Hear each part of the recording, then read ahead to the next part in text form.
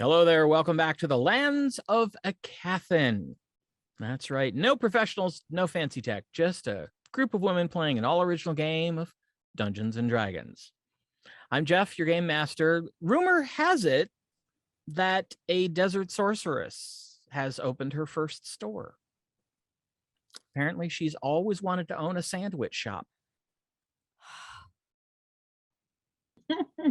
Okay. Funny. I'll give you that one. That I was like cute. that one. Thanks. So before we dive into tonight's adventure, let me bring you up to speed on what happened last time. After a day's rather rapid travel, thanks to a friendly neighborhood dragon, the Four and Gaegho arrived at the lush and beautiful Firefly Oasis. They headed immediately toward the water, but chose instead to take their ease in the Delirious Traveler, an inn run by the obsequious Bundrigo Jamare. While there, Aribell tested out a method of tracking the elusive Cannith and succeeded, although she failed to convince the elf to join them again. Afterwards, finding that they were seeking information, Bundrigo sends them to someone named Theo for answers.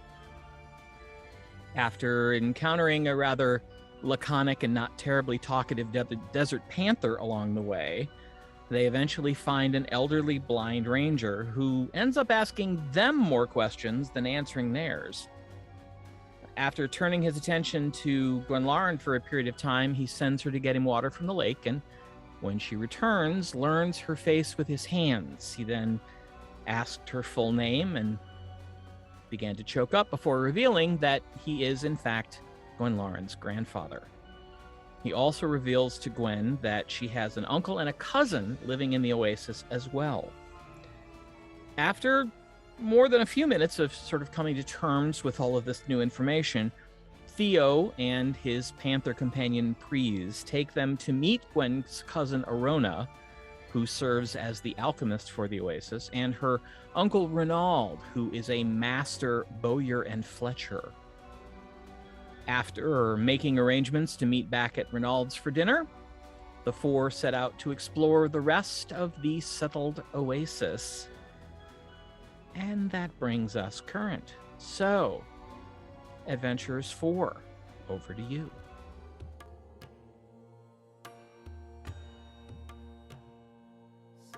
I assume that we spend an evening having time to catch up and talk about the past, and that I ask a lot of questions about my family.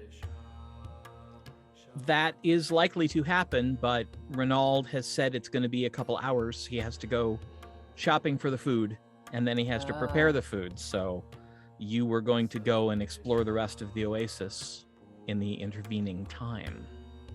Okay.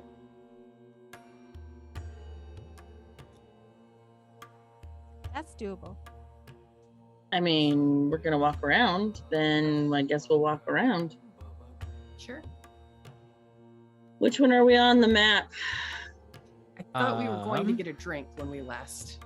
We were. Yeah, you did need a drink. You were going to go back to the Delirious Traveler. Right. As you all venture back out into the sun, Gwen, you feel someone slip their arm through yours. I look. And you see Arona has attached herself to you. That's weird and kind of nice. And she says, if you're going to wander around, you're going to have more fun if you have someone with you who knows who everybody is and what everything is and where everything is. And plus, then I can introduce you.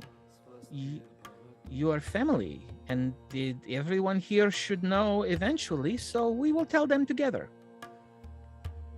Okay. I was just telling the rest of the group that this is a lot. And so we were going to get a We were going to get a drink, so at least I'd have an excuse for the way that my head is spinning. Ah, well then we will return to the Delirious Traveler, where I understand you have already been. Yes. And she immediately just sets off at a moderate but leisurely pace, winding her way in and around trees and buildings like she lives here. Oh, wait, she does. So, yeah.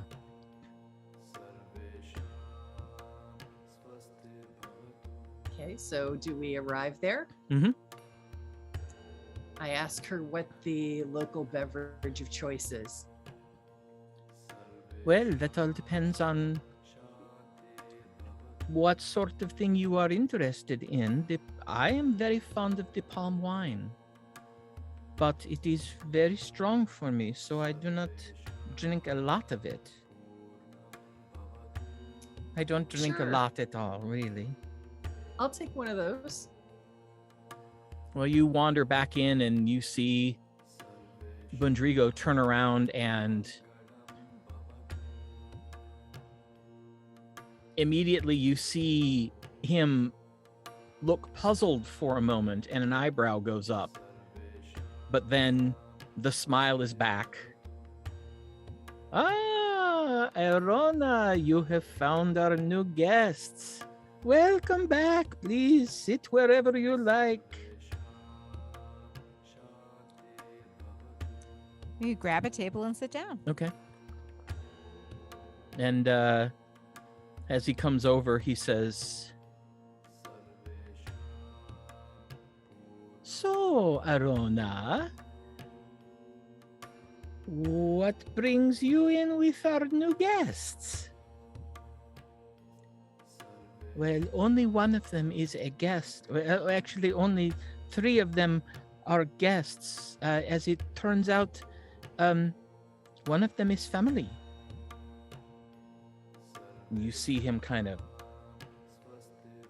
cock his head back and look at her like, "What? This is my cousin, Gwenlaryn Duneshadow. She is Rynaald's niece and Theo's granddaughter." Oh my goodness!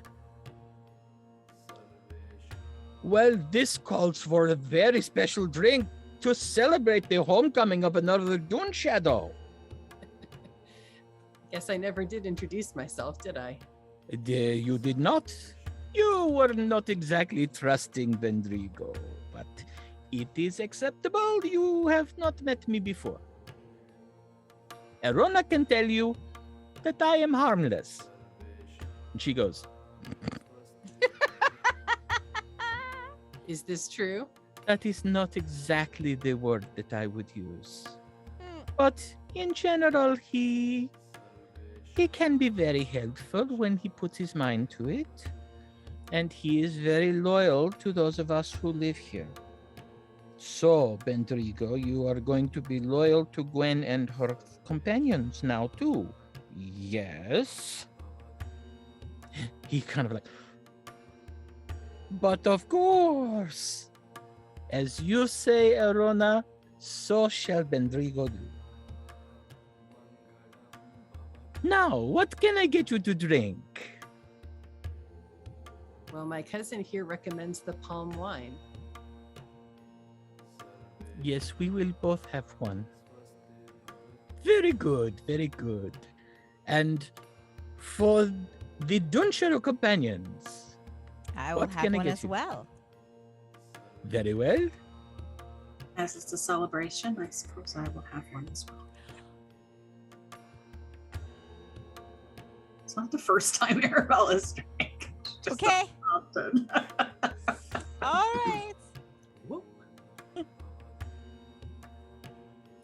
And for the elven lady?" I'll have the same thing. 5 palm wines coming up." And he turns, starts back toward the bar, and immediately makes a beeline for another table. and begins talking furiously and kind of turns around and surreptitiously points back at the table. The whole Oasis is gonna know in 5 minutes. This was likely a good idea coming here first. The information will precede us throughout the Oasis, and it will make the introductions much more calm. I see who's the center of the grapevine in this area. Oh, yes. There is a saying. Anything you do not wish everyone to know, speak not in Drigo's hearing.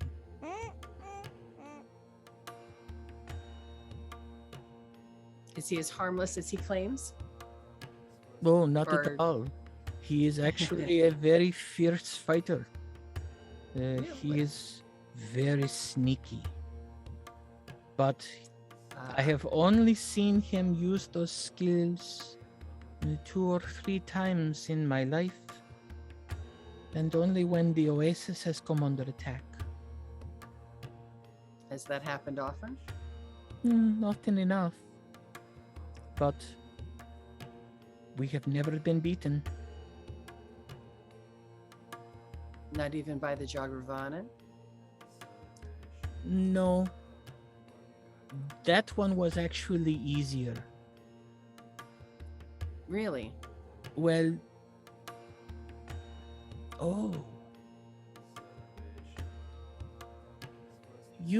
Did Theo ask you to get him water? Yes. Ha! That is how he knew, the old rascal. Knew what? There is an enchantment laid over the water. Only those bloodlines that originate from the Oasis can pass through it without a special token. Oh.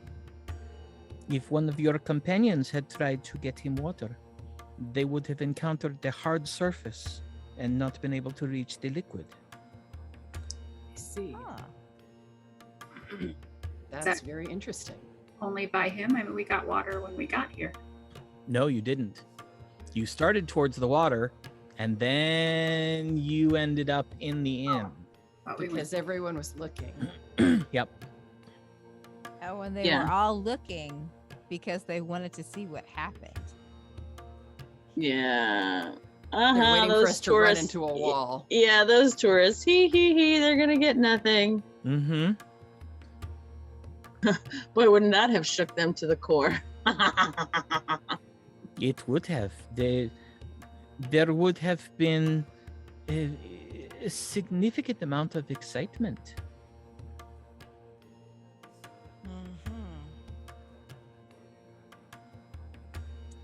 Well, I guess that explains a lot, doesn't it? Yes. And I am the one who creates the tokens. We sell them to the Jogravanans, and they have a shelf life. I make, Oh. when new people come to town, I create a few tokens. Some last only a few minutes, some last about half an hour, Huh. and some last an hour. But the price goes up significantly, and I am right now the only one who knows how to make the tokens. That's neat. So, the Jogravanans learned very quickly that they cannot take the water by force. I see. So Because while I make the tokens, I am not the one who sells them. How do the Jogravanan leave their crazy centaur scorpion things at the door? It was made clear to them that if they brought them within the oasis, there would be no water. Hmm. We only have one resource that anyone traveling through this area desires, and we protect it fiercely. And Those who come in with aggressive intent learn very quickly that nothing they can do will get them access to the water except for gold. Mm. And if they misbehave, we simply refuse to sell them any.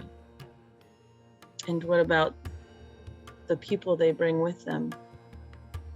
Mm. The workers that they bring? Sure. I do not know. They stay out with the creatures and the camels for the most part. Are Mm. they workers by choice or are they workers by force? I do not know. So the workers and most of the Jogravanans and the Centauri things all stay outside the camp. Yes. Usually they send in, I believe, the ones who guard the caravan with great satchels over their shoulders that contain their water jugs. Mm. Tef would know. I expect that we will see him at dinner. He is the leader of the Oasis. He will know much more. I do not mingle much. Mostly I stay in my store and I work on potions. What kinds of potions do you make in addition to your tokens? Well, the ones that are most sought after, obviously, are potions of healing and potions of fire resistance.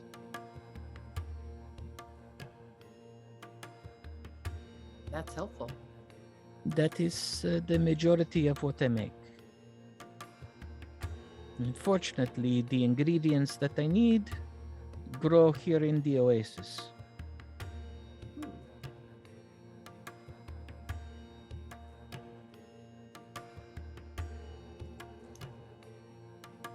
All Is right. life well, here good, pretty good for all of you? It is. Unless we are dealing with aggressive outsiders, it is for the most part very, very nice. It is very peaceful, and everybody for the most part gets along. Have you ever thought of traveling? No. Why would I travel?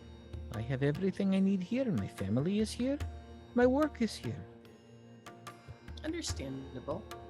I just thought if you'd ever like to see my home, you'd be welcome there. I do not know. I would have to figure out another way to have the tokens provided. There is currently no one else here but me that can make them. Well, something to think about. Yes. After all, we've only just met, so Does a anyone thought. ever travel here by teleportation?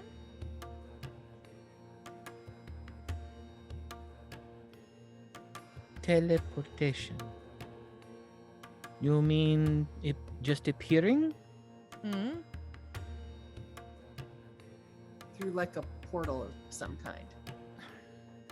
My uncle has told stories of such things, but I have never seen it. Ah. Well, we'll have to ask him. Yes.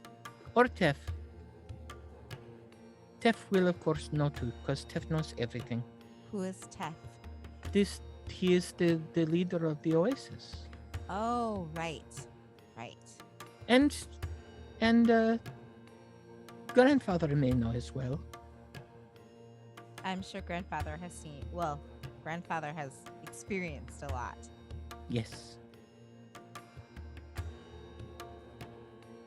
I am very grateful that he has Breeze. He is able to get around when he chooses.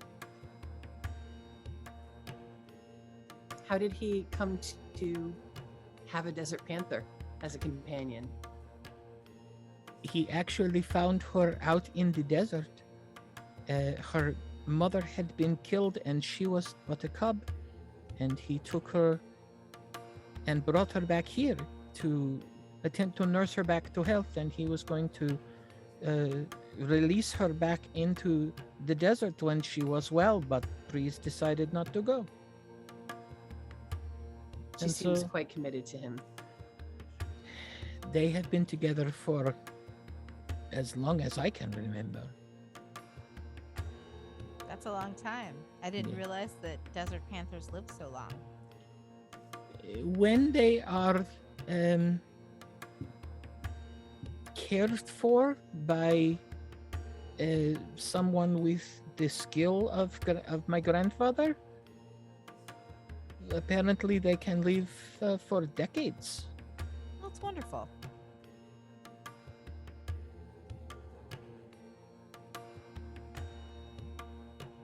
Drigo brings over a tray and sets down rather nice carved wooden goblets filled with a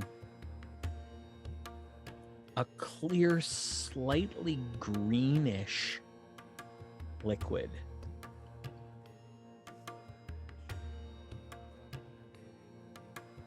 Thank you. But of course, if you will be needing anything else, simply be calling my name and I will come to you. Much When did we appreciated. eat? Just a couple hours ago. Okay. Yeah, you probably won't need to eat anything until dinner. Okay. I try Well. the desert, the palm wine. Should we toast? Yes.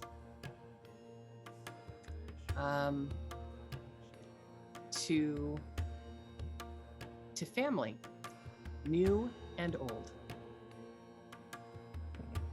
Chin chin.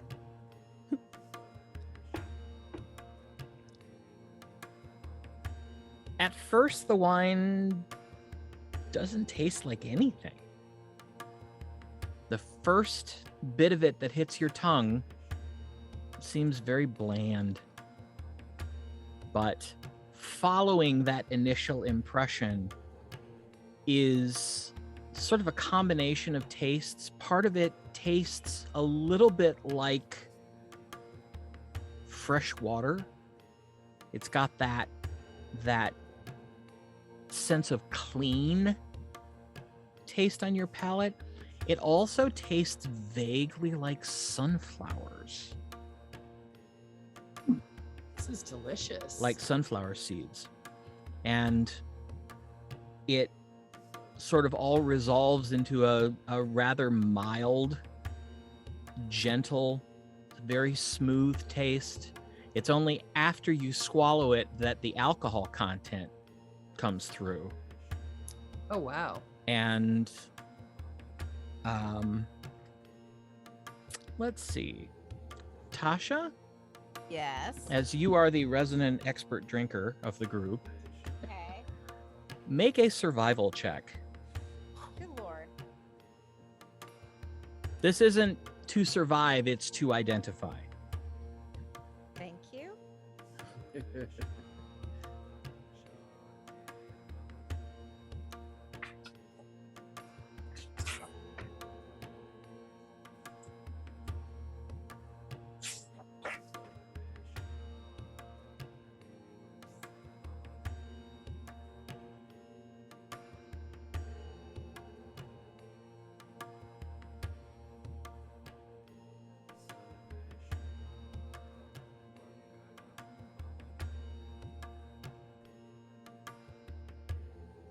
18. You remember once having a brandy that was about 15 years old. Mm-hmm. You would say this probably can match it for impact. Okay. I sip.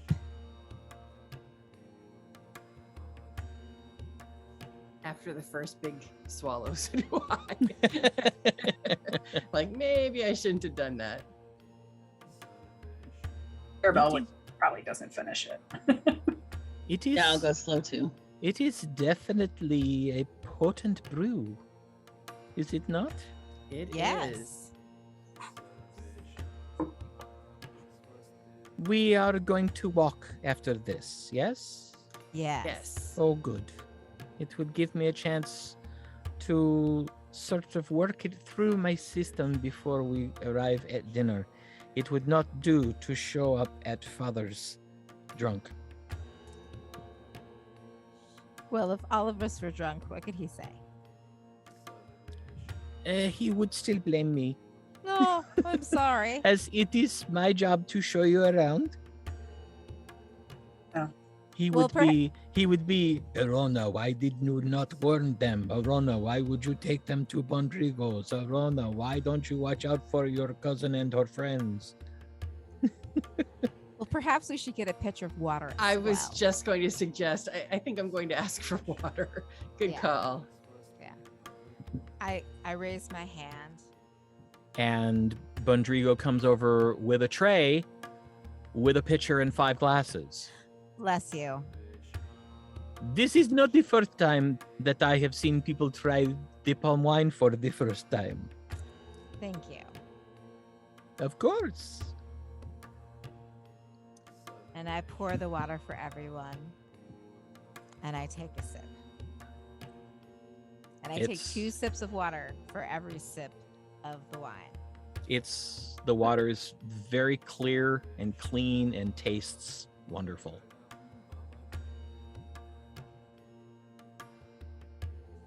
Yay. Based on the quality of the water, it seems likely that there is an underground spring that's feeding the lake.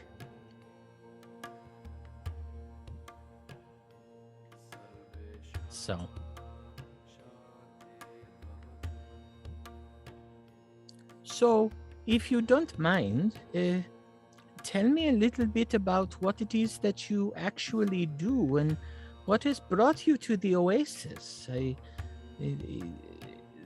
I am fascinated by how this all happened.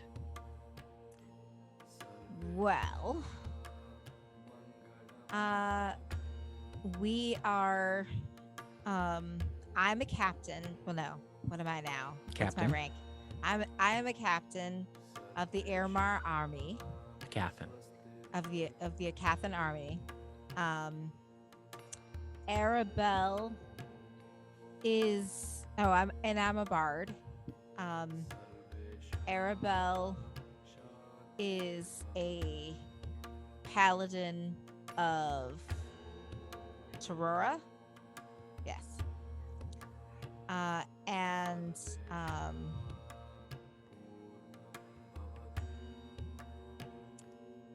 Gwen is many things, including a countess, a viscountess, and she's a ranger, and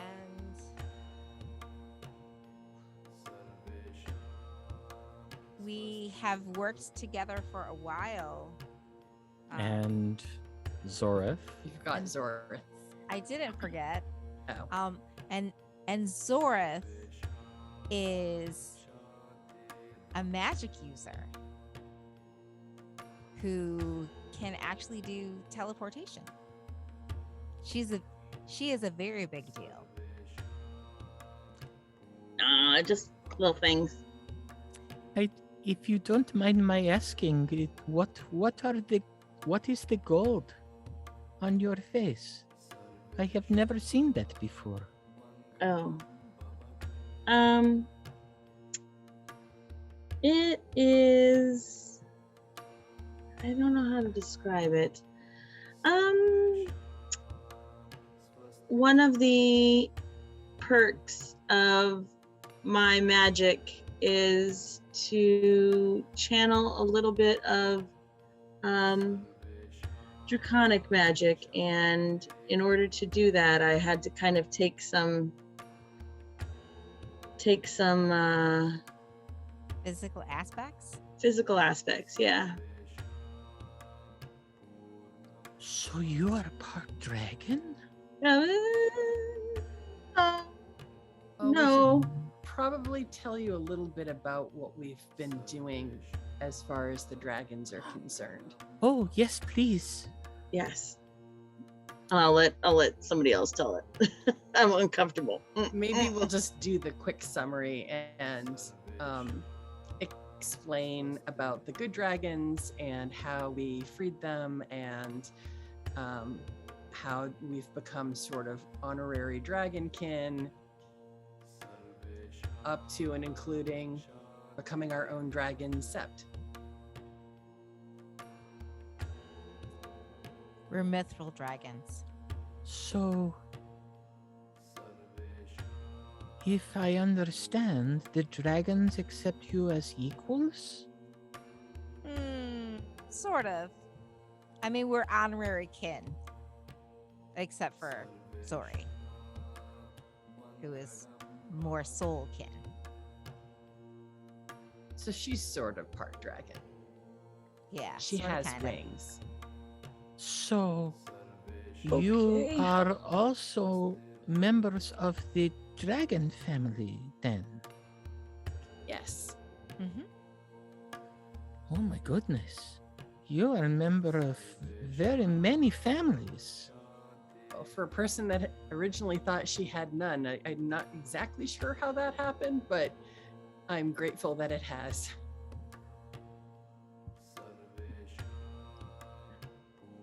And so you, Tasha, you wrote a song about the good dragons. I did. Mm-hmm. Will you play it for us at dinner? Sure. I would be happy to. I don't think that father or grandfather would ask, but I would like to hear it. I would love to sing it for you. I And anything else you want to hear. I mean, I'm a Oh. bard. I have to practice. would be happy to hear anything. I love music, but we don't really have anyone here who is good Oh. at making music. And there are very few musicians that come through.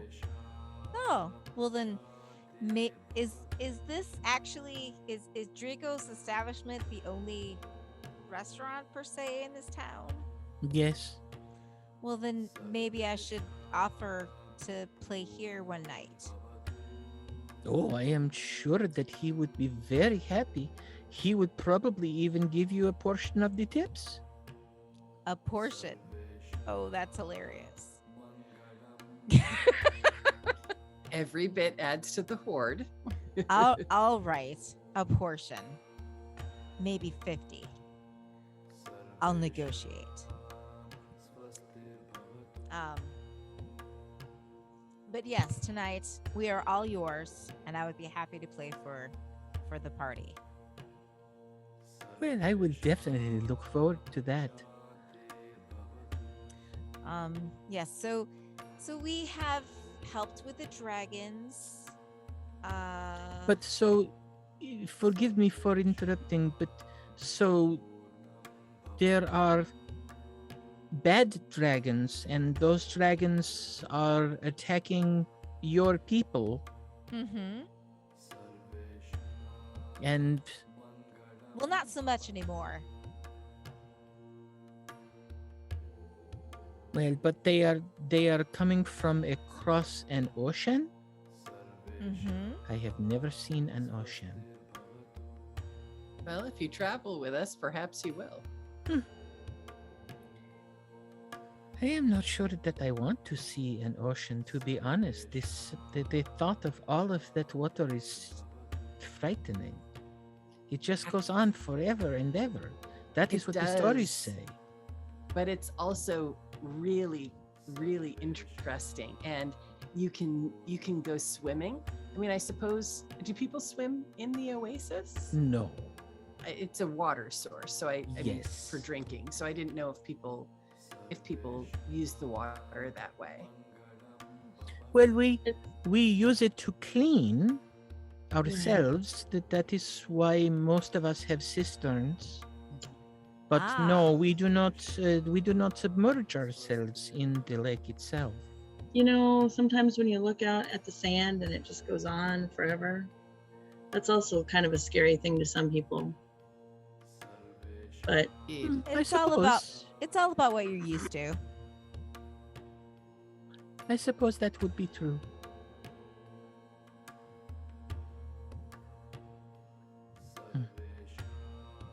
But so now you say these bad dragons are not so much attacking your people.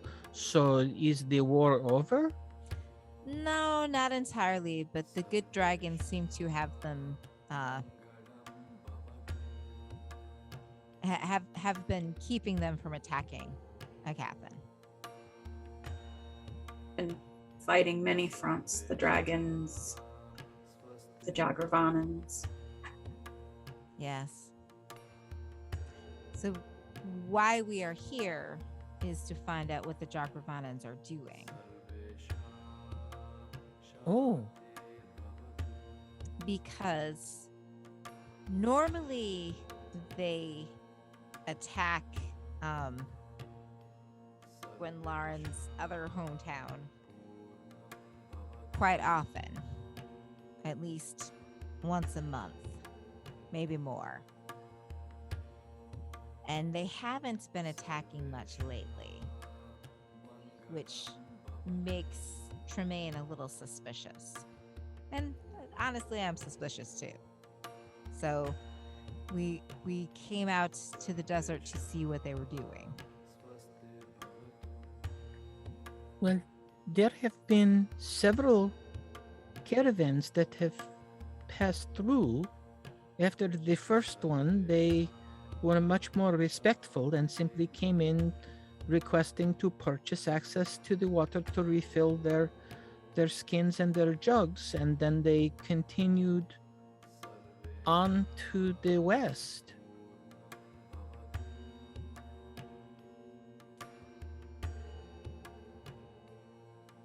Which way would the west take them, Jeff?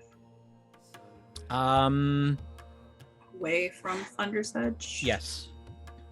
Yes, Thunder's Edge is to the east-northeast, and they're headed sort of west-southwest. Do we know where the temple is from? It's out in the desert. It's from here, probably almost due southeast. Okay, so they're not headed that way either. No. Isn't Gaegho still with us? Gaegho went with Rynaald to go shopping. Oh, okay. Yes, so she is technically still in the Oasis. She's Okay. just not with you right this second. Okay.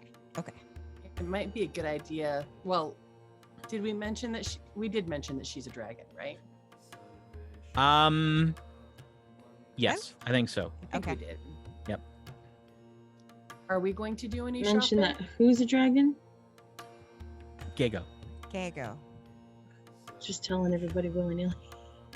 Just everybody. Hey! Hey, you there on the street. Guess what? That's a dragon. Well, Hey, Zora's got wings. Woo woo! these people are I my wasn't family. gonna say that part, but No, I know, but I'm just saying. I didn't mention it to like gossip Well- guy here. Here's the thing. Theo figured it out because he said she smelled like dragon. Right. that's I know true. that. I remember that. But I wasn't sure if we were doing it here too. You mentioned it. It did come up in conversation when you were in Rynaald's with him and Theo and Arona. Here in this establishment. Oh, well, I wouldn't say it so that it carries beyond the table. Okay. I was mean, just yeah, we're like We're being- discreet. All right, sorry. I didn't being mention it relative. when Gossip Man was around. Yeah. Got it. Anytime he comes by, we're just like, stop talking. So if we can stand up, do we want to go looking at some other places and walking around the town? Yeah. That sounds wise. You're, probably at the edges are comfortably rounded off the world point. So relaxed, but not quite tipsy. Sounds good.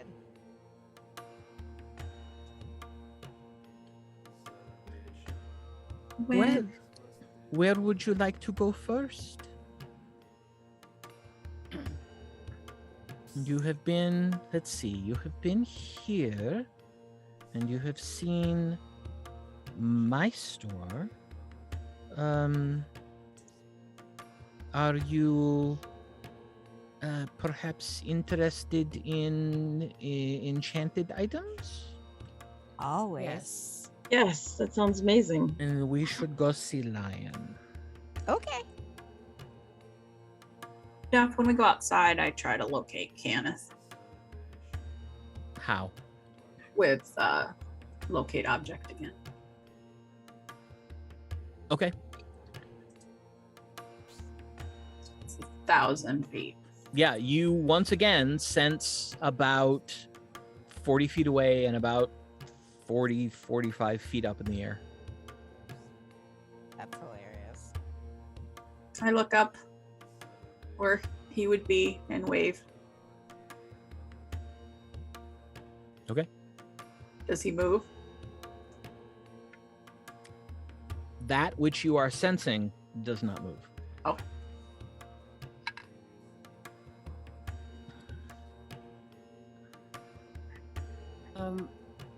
Where would I find enchanted items related to archery, since that seems to be something of a family tradition?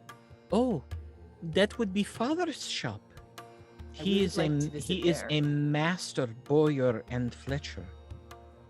He makes many wonderful bows and arrows.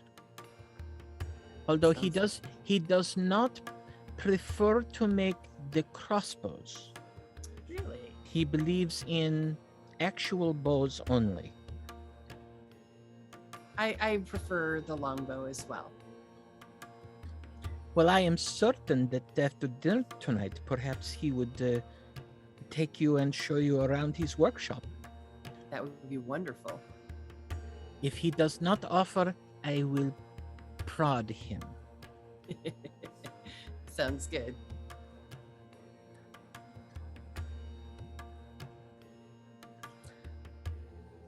She leads you out of the Delirious Traveler and winds close to straight south through the middle of the camp and to a building right on the edge of the trees on the inside. It's a square building that looks like it has two of those sort of sloped teepee looking ceilings, one on either end. In the middle, it's just a flat roof. But she brings you into the door on the end with the larger ceiling. Inside, there isn't as much space as it looked like there might have been on the outside, mostly because every bit of wall, with two exceptions, is covered in shelves.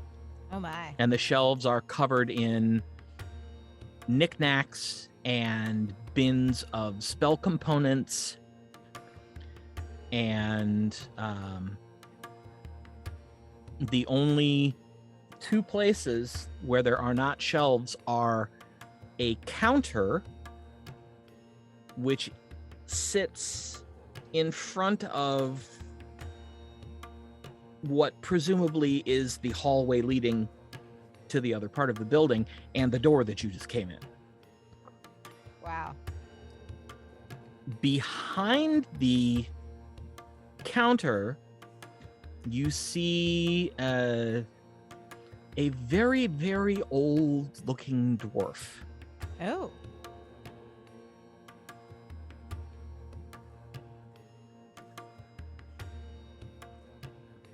Oh, nope, sorry. Wrong NPC. No. This is a half-elf. Oh. Looks to be in fairly good shape, wearing a weathered set of studded leather beneath a gauzy gray robe. He has short blonde hair, and when he looks up, you see that he actually has violet eyes.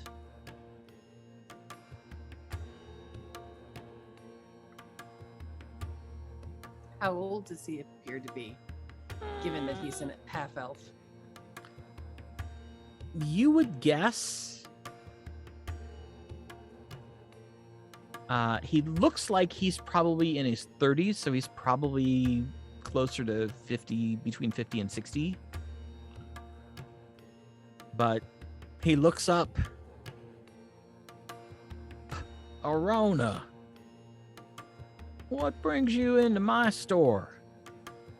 And welcome, folks. Welcome to the Burning Palm. I'm Kevlion Omaris. How can I help you?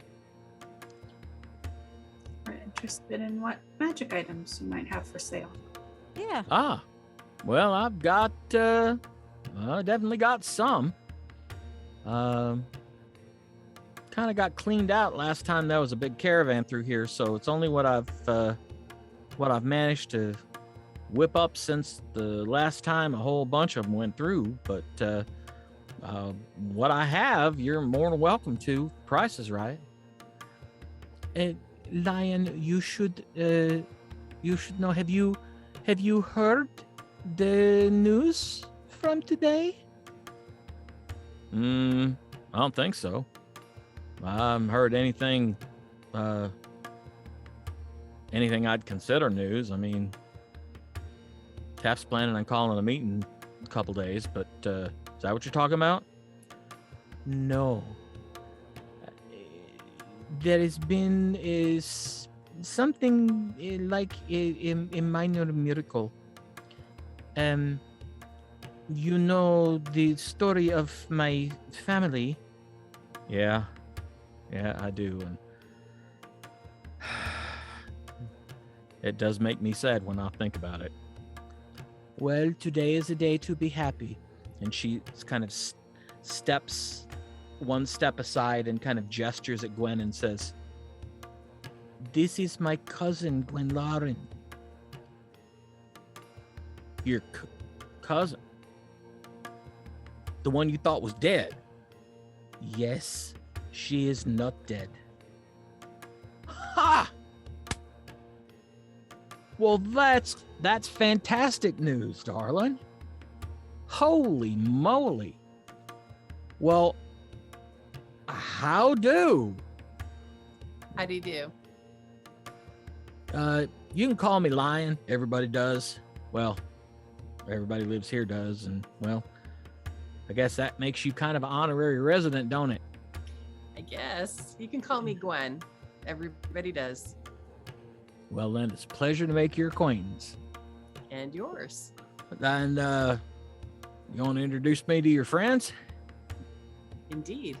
This is Tasha, Zori, Ma'am. Lady. and Aribell. Pleasure. Lady. Those are some That's some interesting face jewelry you got there, lady. Yes, it certainly is. It's kind of hard to get rid of. DM, I have a question. Yes. Where has Gaegho been? Or is she with us? Or what is going on with No, Gaegho? she went shopping with Rynaald. Okay. So she is probably at this point either finishing up shopping or already on her way back to Rynaald's, where dinner is going to be. Okay.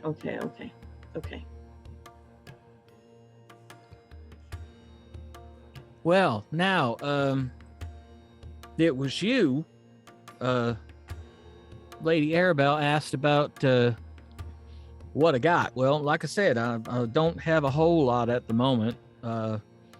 Just what I've been able to finish up since the last group of them rude fellas come through. Well, we'd certainly be interested in perusing what you do have. Well, I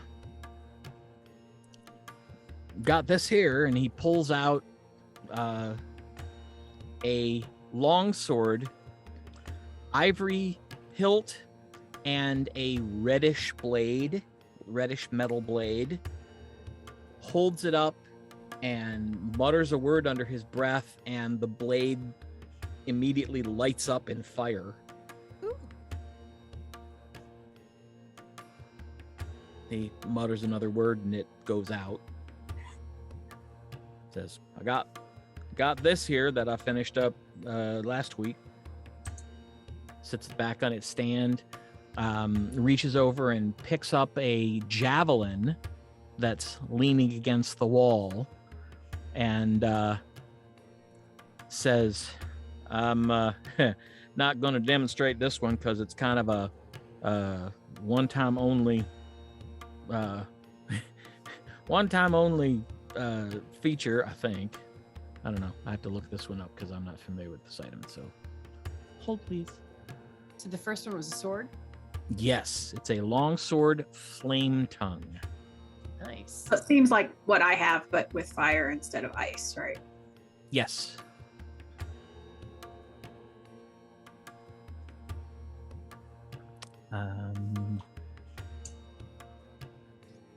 Oh, okay.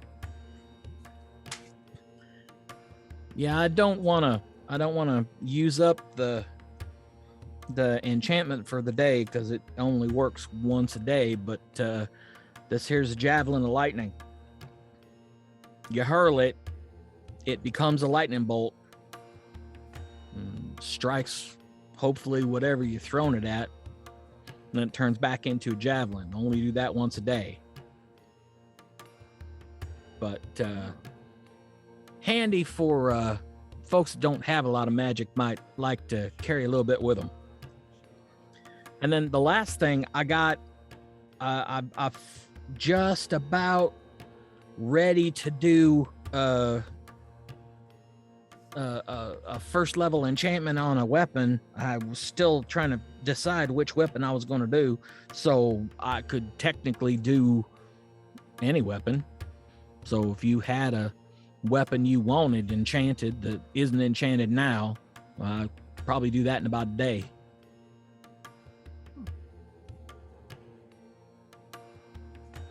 So he's basically... Which enchantment?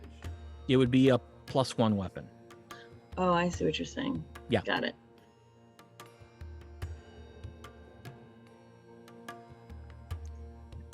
That's really all I got at the moment, but I do have I think most everything that if any of you are arcane spellcasters, anything that you might need for components, I can probably hook you up. We do actually need.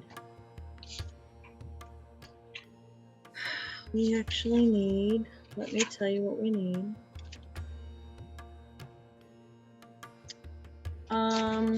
Remind me what it is that requires 3 pearls and 3 owl feathers.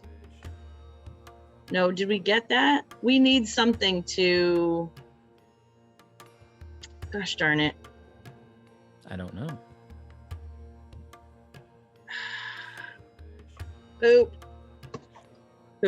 Never mind. Wait, I know we need something, but I can't remember what it is.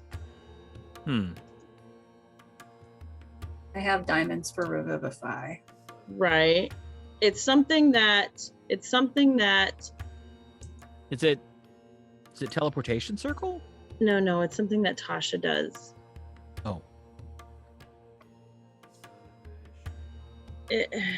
But it's something that's expensive. Hmm. I don't know. I'm sorry. If I remember it, I will ask. Is it the amulets to become undetectable? No, it's an actual spell. That's okay. I'm sorry. What does identify take? Tasha, do you need any components for the mansion or identify? Well, okay, for the mansion, I need a small piece of polished marble and a tiny silver spoon. But those don't. Yeah, I That- think I can just use those over and over again. Yeah, right? yeah. Okay. Oh, but I thought spells consumed the. They'll consume that. Including the mansion. I think all spells, if there's a component, they're like I have to have 300 gold pieces worth of diamonds every time I cast Revivify, not just once. Okay.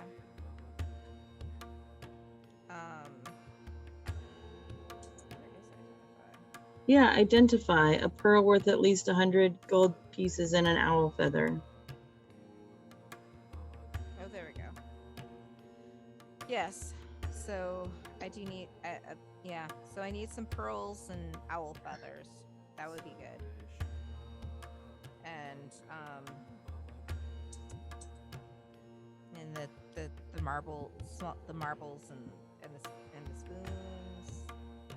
And I need something for Eldritch Blast. Nope.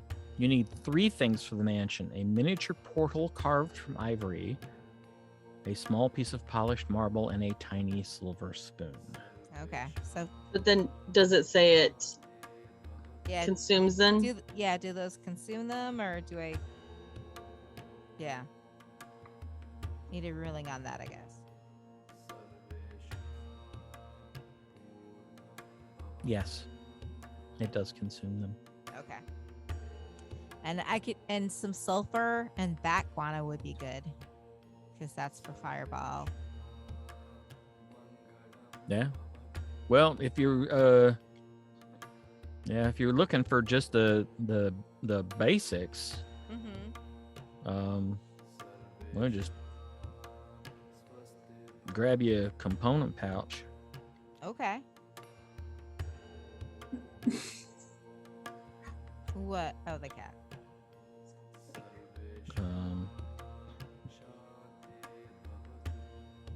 Since you're friends of the family, some to you at cost. Oh, that's great. So I put about 25 gold pieces worth of stuff in it. So I'll just charge you that. Okay. And then if you need some of the extras, the ivory and the marble, Mm-hmm. and what was the other one? Oh, the spoon, the little spoon. Yes, the spoon. Yeah. I 5 gold each. Okay. So a full set will run you 15 gold. Yeah. If you've got 3 worth of those, I each, definitely do. then I would take those. All right. So 70 gold altogether for a component pouch and the 3 trios. Okay. 70 gold.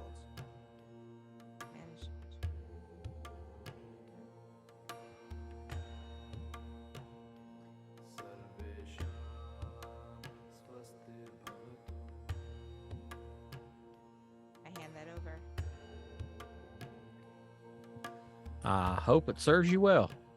Oh, I hope so too. So, if you're needing that,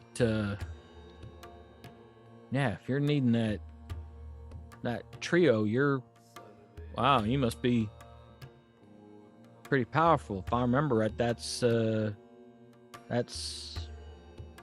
extra dimensional mansion spell. Yep, that it is.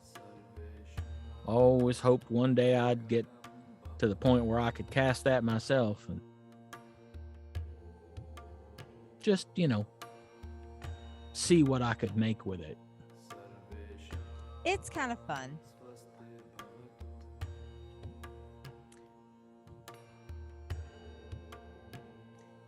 Yeah, I mean, I guess we're doing all right for ourselves. Are you kidding? We're kind of a big deal. We're kind of a big deal.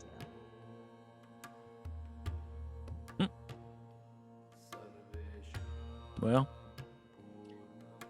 I'd say it's a pretty big deal that Arona's family grown by one today. That is remarkable. Yeah.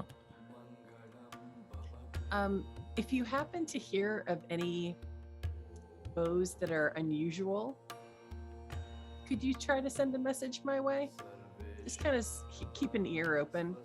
Oh, well, yeah, sure. But I'm not the one you want to talk to for bows. That would be Rynaald. Oh, yeah, your uncle. I'm going to talk to him as well. I just figured it wouldn't hurt to have more people keeping a watchful eye. Yeah. Well, yeah, if anything comes my way, now chances are anything like that comes my way, I'm gonna probably turn it over to Rynaald. But that looks like something that, in my estimation, you might find interesting. I'll ask him to hang on to it for you. Thank you.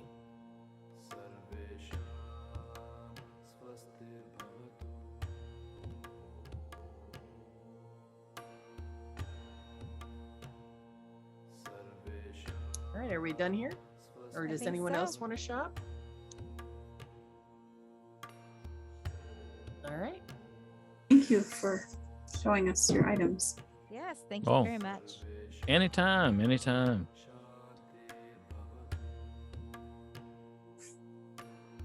All right, thank you so much.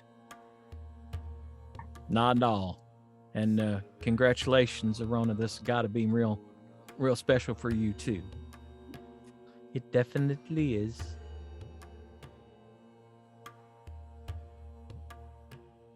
All right. Bye, Lion. Bye, Arona. Gwen, pleasure to meet you. Ladies, pleasure to meet you as well. Pleasure to meet you.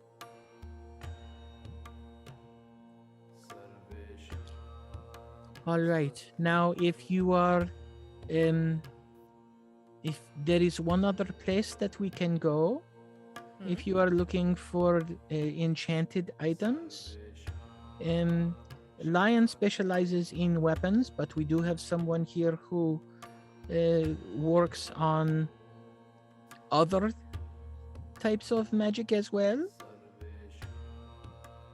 Okay. So let's see. She takes you just a little bit kind of back toward the Delirious Traveler to a building that looks more traditional, albeit built out of materials found here in the Oasis, but it's a slightly not quite an L-shaped building.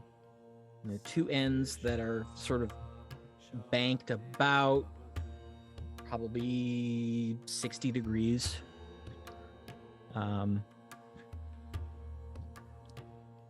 And she takes you to an entrance that has a sign that says "Enter" written in common, kind of carved into a plank of wood. Inside, it becomes clear that the angle of the building is deliberate, as there is a thick crimson velvet curtain hanging about where that bend is. There is also, in front of the curtain, a table covered in an identical red velvet tablecloth, but this one is embroidered with various runes in gold thread. The rest of the open space in this half of the building sports tables and shelves along the wall, many of them still kind of bare.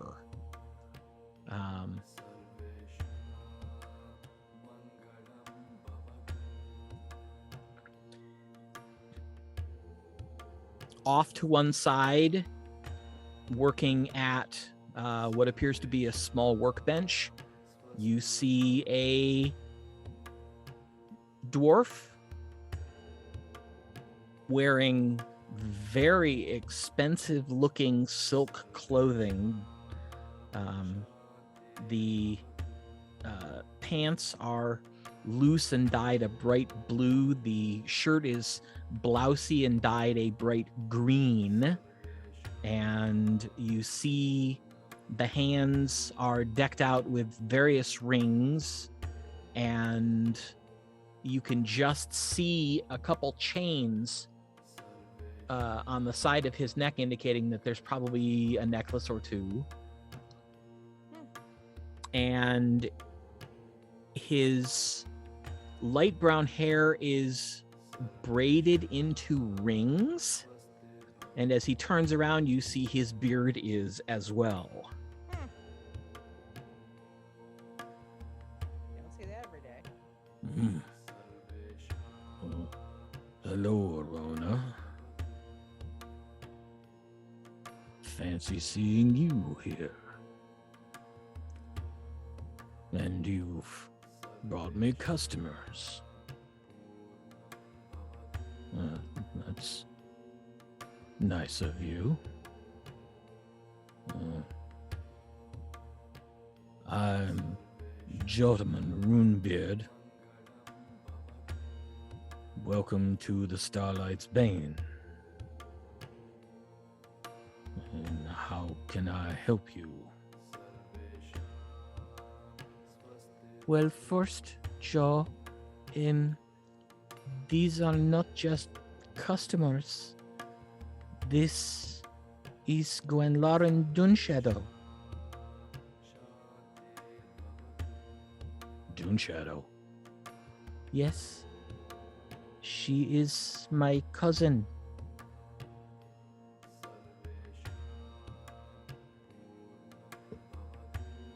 You don't have a cousin. Well, I thought I did not, because we thought that she perished with her parents, but as it turns out, they did, she did not, and she has found her way back here. So now you do have a cousin. Well, hello, Arona's cousin. You can call me Gwen. And you can call me Joe. Welcome Nice home. to meet you, Joe. Thank you. So, is this just a social visit then, Arona? Well, they were also interested in looking at what you had for sale. Oh, so might be customers too. All right. Well, lots of stuff in process. Not a lot finished. But there's a couple. What is it you folks do, Gwen? Well, we're known as the Four. We're adventurers. Hmm. And we have an association with good dragons. We adventure. What? I said we adventure. We adventure.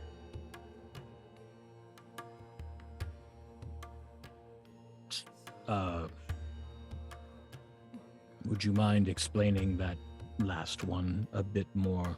You say good dragons, as if there were actually dragons. And by virtue of that, there were evil dragons. Well, outside of this area, there are dragons.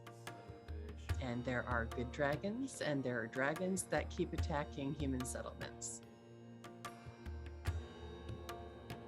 Those would be the bad ones. Not this far south, as far as we're aware.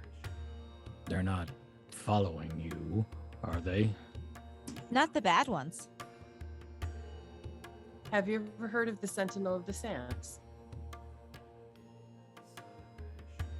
It would be the dragon that would be most familiar in this area, I would assume.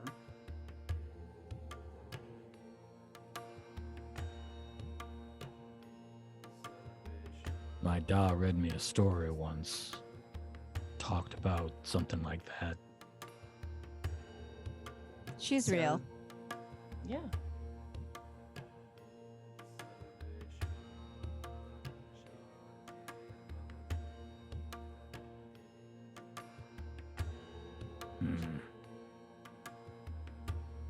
You don't have to believe us. It's okay. Just trying to adjust.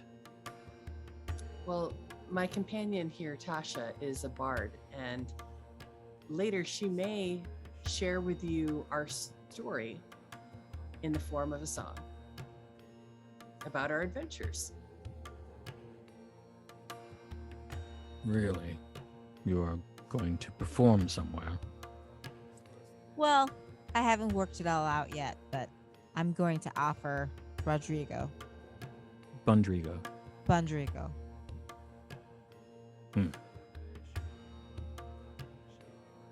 Arona, you might want to talk to Tef.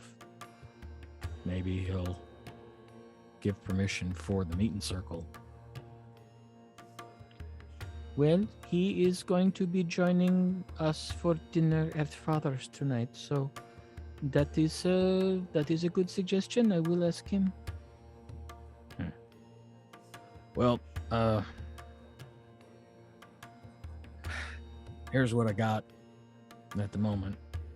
He reaches under the counter, pulls out a velvet tied bag, sits it on the counter, pulls out a wooden box about maybe 10 inches long, about 4 inches wide, and about 2 inches high, sits it on the counter, and then reaches down and pulls out a pair of boots, sits them on the counter. In the bag, dust that will turn things invisible.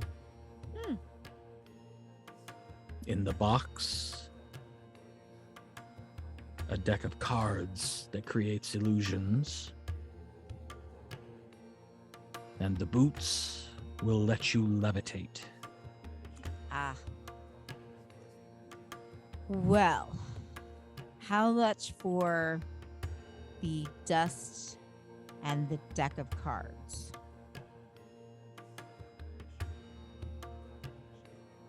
You see him look at Arona. I assume you will want the resident discount. Well, she is family. And they're my family.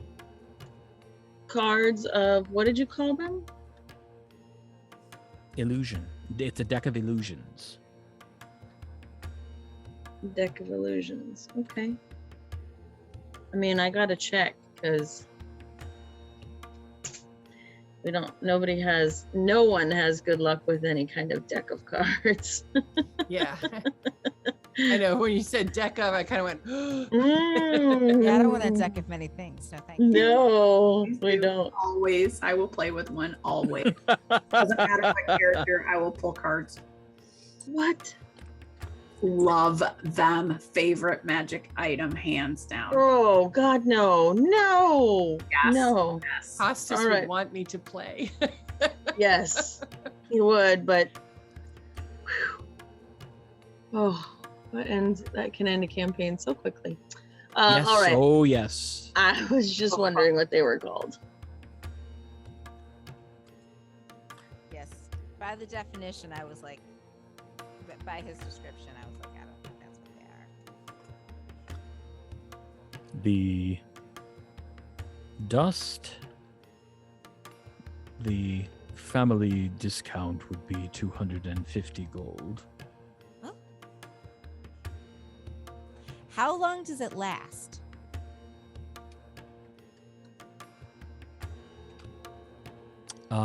That's a good question. Thank you. Let me look it up.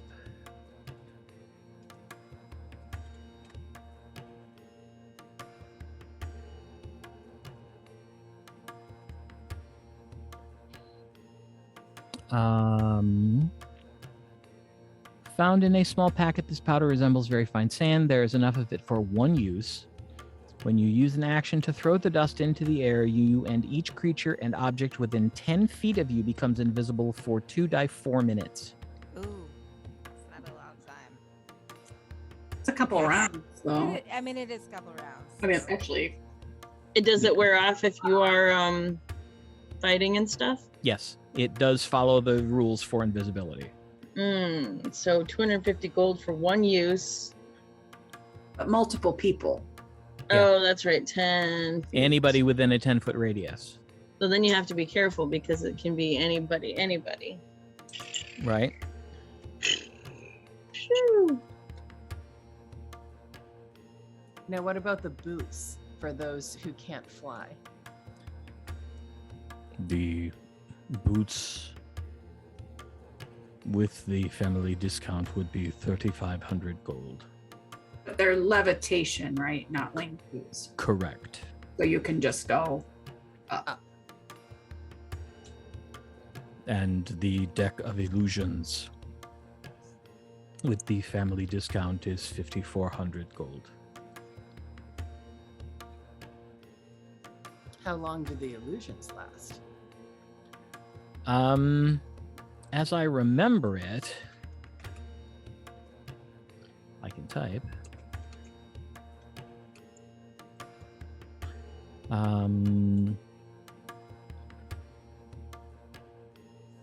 Let's see.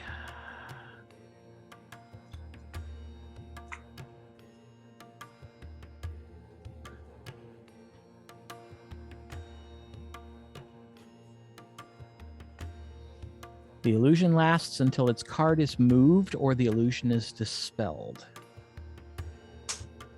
When the illusion ends, the image on its card disappears and that card can't be used again. How much was the deck? 5,400. 5,400. There are 24 cards in this particular deck. I really want the deck. I mean, I think it's cool. I think it's cool. I think we could use it. Go Now for it. it's you don't know what you're gonna get. You Uh-huh. just pull a card off the top. Mhm.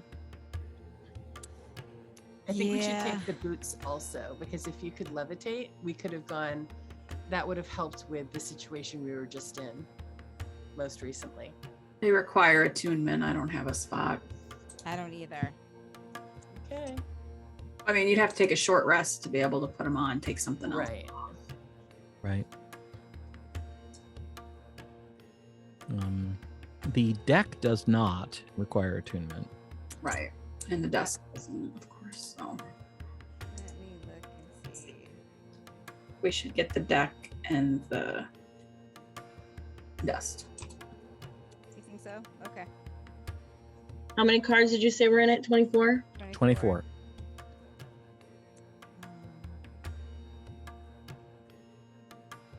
It said 5,400, right? Mm-hmm. 250. I presume that we have some money outside of the hole, so. Yeah. It'd be 565 platinum. I mean, I can pay for the gold. I mean, I can pay for the dust. I've got enough for the dust.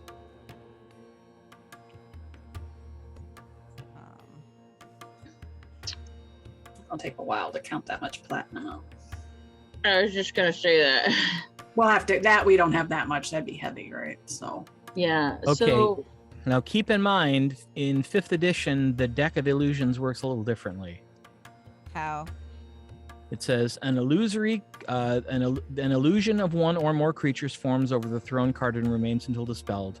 An illusory creature appears real, of the appropriate size, and behaves as if it were a real creature, except that it can do no harm. While you are within 120 feet of the illusory creature and can see it, you can use an action to move it magically anywhere within 30 feet of its card. Any physical interaction with the illusory creature reveals it to be an illusion, because objects pass through it. It's just a distraction. Yeah. if it were a big blue dragon on the other side of your foes. but you don't know what you're gonna pull. That's the hard. Right. It could also be a Right. mouse. I don't even know if it's dragon. I was just thinking of the campaign of our friends. I mean, there is like dragon in the deck and giants and stuff, but Maybe just- Zorith, maybe make just- an Arcana check. Okay. Ooh, it is not good. 11. I mean, it's not horrible. 11. It is pretty crap, but You seem to recall that at least for a full deck, there is a chance to pull a dragon. I tell him that. Well, I mean, I definitely think we should get the dust, but I'm not sure about the deck. maybe we can think about the deck until tomorrow. We'd have to get the money anyway. That's Mhm. true. True. All right, Yeah. so I hand over 25 platinum because that's Okay. the same as Very good. And here is your dust. Thank you. I will add that to my items.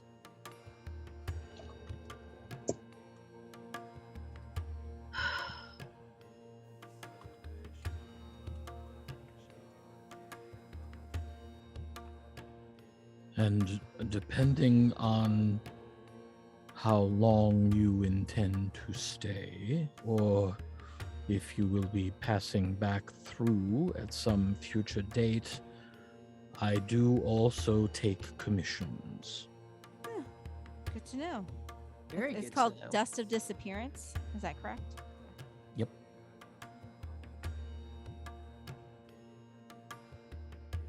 How powerful of items can you enchant?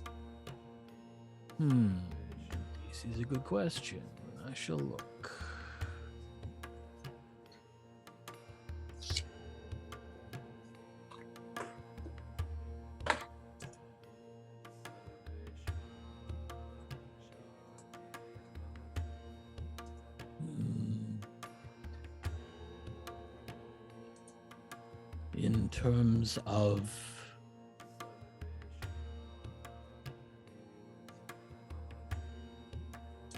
In terms of spell rank, any sort of arcane magic up to 4th rank I can place into an item if appropriate. Some spells simply do not allow for mechanization.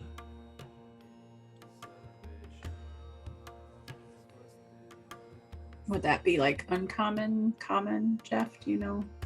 I would say common and uncommon, probably. We had borrowed at one point these necklaces that prevented someone from scrying on us? I am familiar. Is that something you could make? They're uncommon if that helps.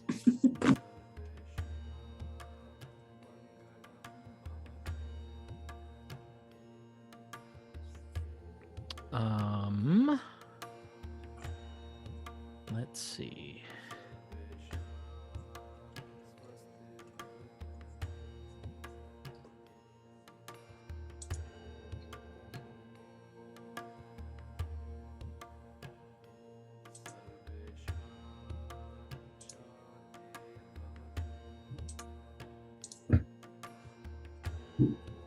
There we go.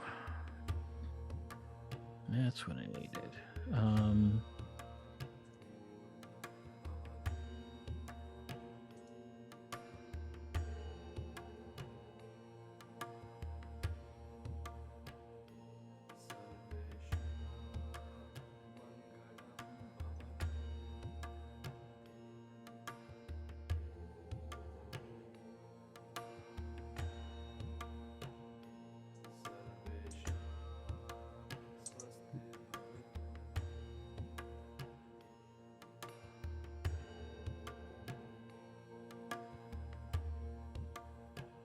Well, that doesn't tell me anything. Okay.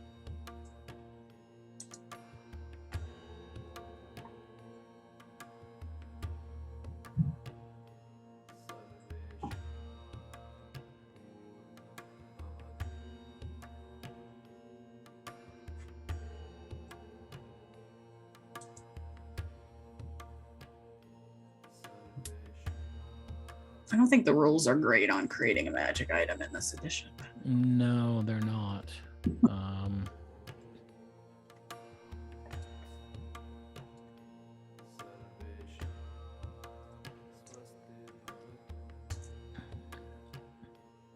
So we'll look here.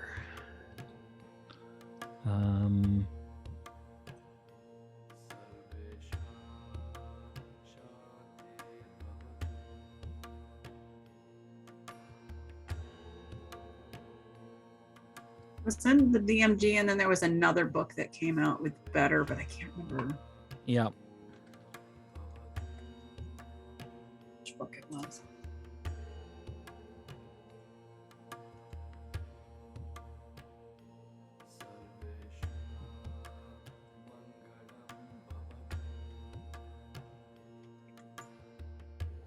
I was gonna say, isn't there a spell that that does the? It's non-detection. It's a 3rd level spell.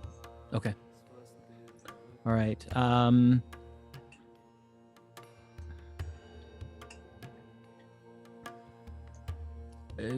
This can be done.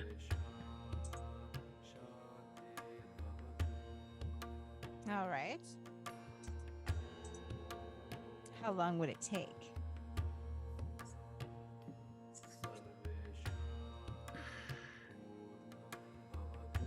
I have not created one before, but I do know the process.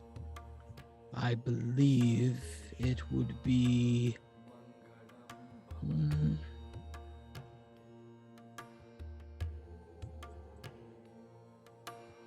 4 days, and then I would need time to rest. So I could produce perhaps one a week. And what would the cost be?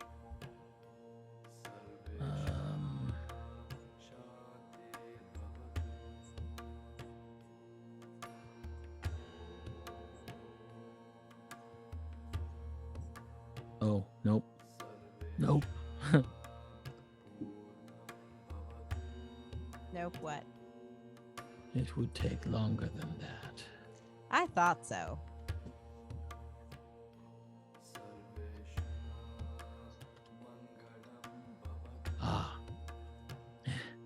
It would take 3 weeks To make to one. make one. And then I would need a week to recover. So per month. One could be created per month. And the cost? Would be approximately, including materials, about 600 gold pieces each. Really not that bad. Say we do it. Yeah. Well, it might be worth having him do one and having kind of, I think somebody in Thunder's Edge said they could do it too. So like if we did 4 places, we could get 4 of them in a month. And how much are those materials?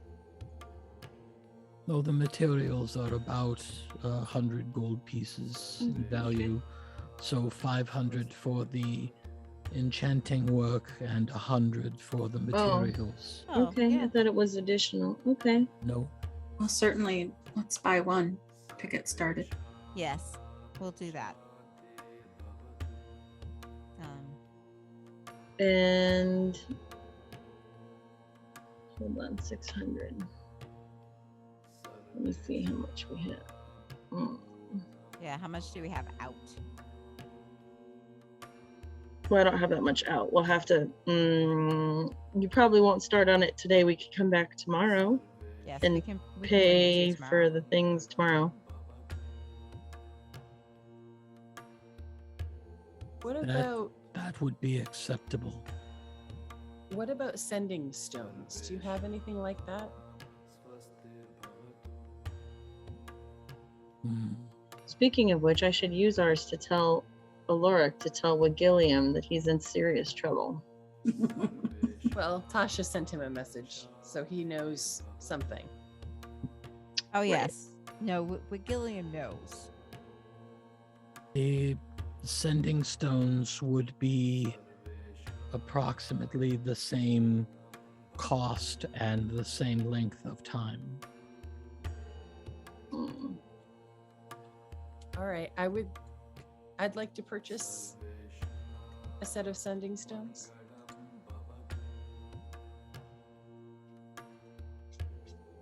Okay.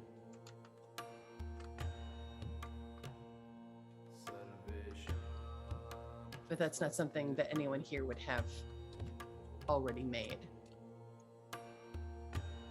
We run across them in any of our shopping. I don't think so. So I don't know if I have that much gold out, do I? I don't know. I don't know, do you? See what's on your sheet, probably. Okay. Can I give you 100 gold to get started and then bring you the rest tomorrow? Of course. Which would you prefer I begin on first? The amulet or the sending stones? The amulet. Then I will not be able to begin on the sending stones for approximately 5 weeks. Okay. Well, then I'll give it to you tomorrow.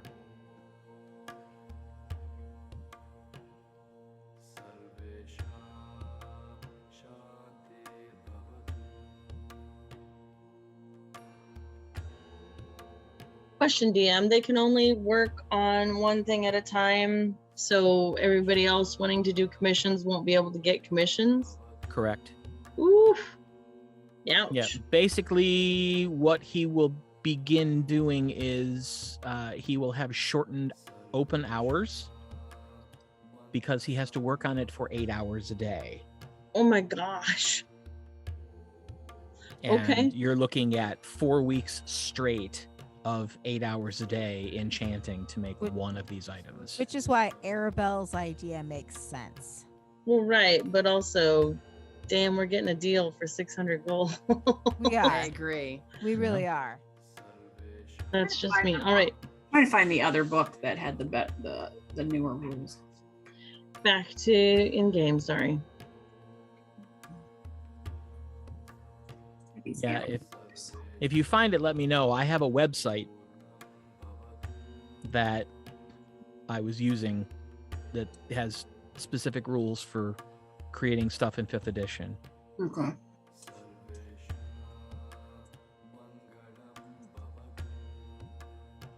I'll let you know.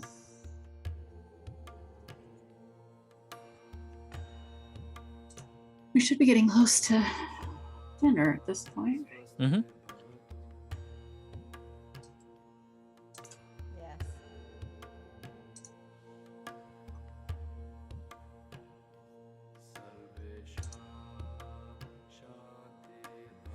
Oh, it's in Xanathar's. Yeah, that's what I pulled up that, but I didn't see it in the. Oh, there it is. Crafting an item, downtime activities. How many work weeks divide the gold piece cost by 50? So 4 work weeks, so it's the same duration.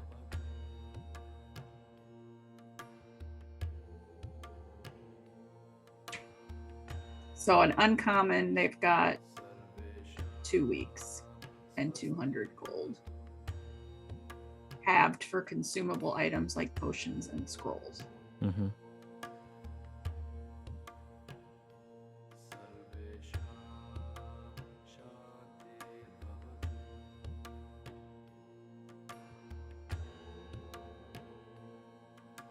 So they have the time and cost down there. There's a chart.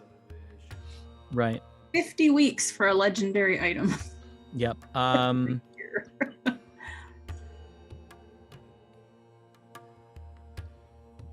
That's the one difference is that for that method, there is an opportunity for things to go wrong in the crafting process. So it's a bit faster, but there's a chance that it could get ruined and you'd have to start over. And then you'd have to pay for it again.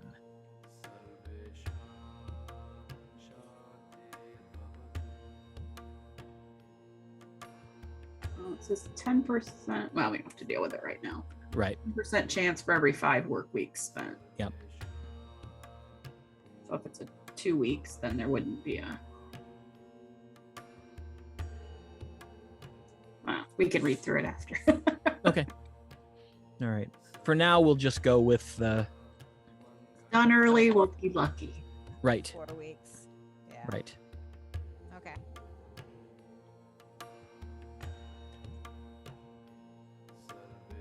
Arona makes her goodbyes, and the dwarf kind of just nods to you all and slowly turns and shuffles back over to the workbench. On the way out, Arona leans over to Gwen and whispers, "He really is a very nice old man, but he is very old." He seemed quite cordial. Well, you bought something that puts him in a better mood.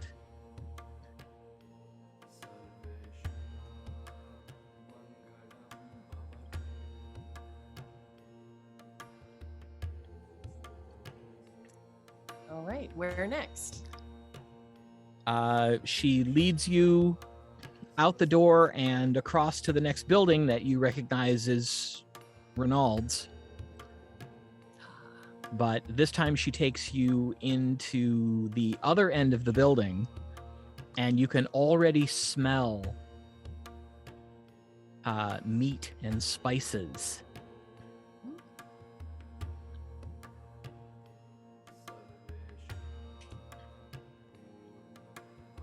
And Is this, whose shop is this? You said this is Rynaald's? yes. Yes. Except you're entering the living end of the building as opposed to the commercial end of the building. I might take up the guy.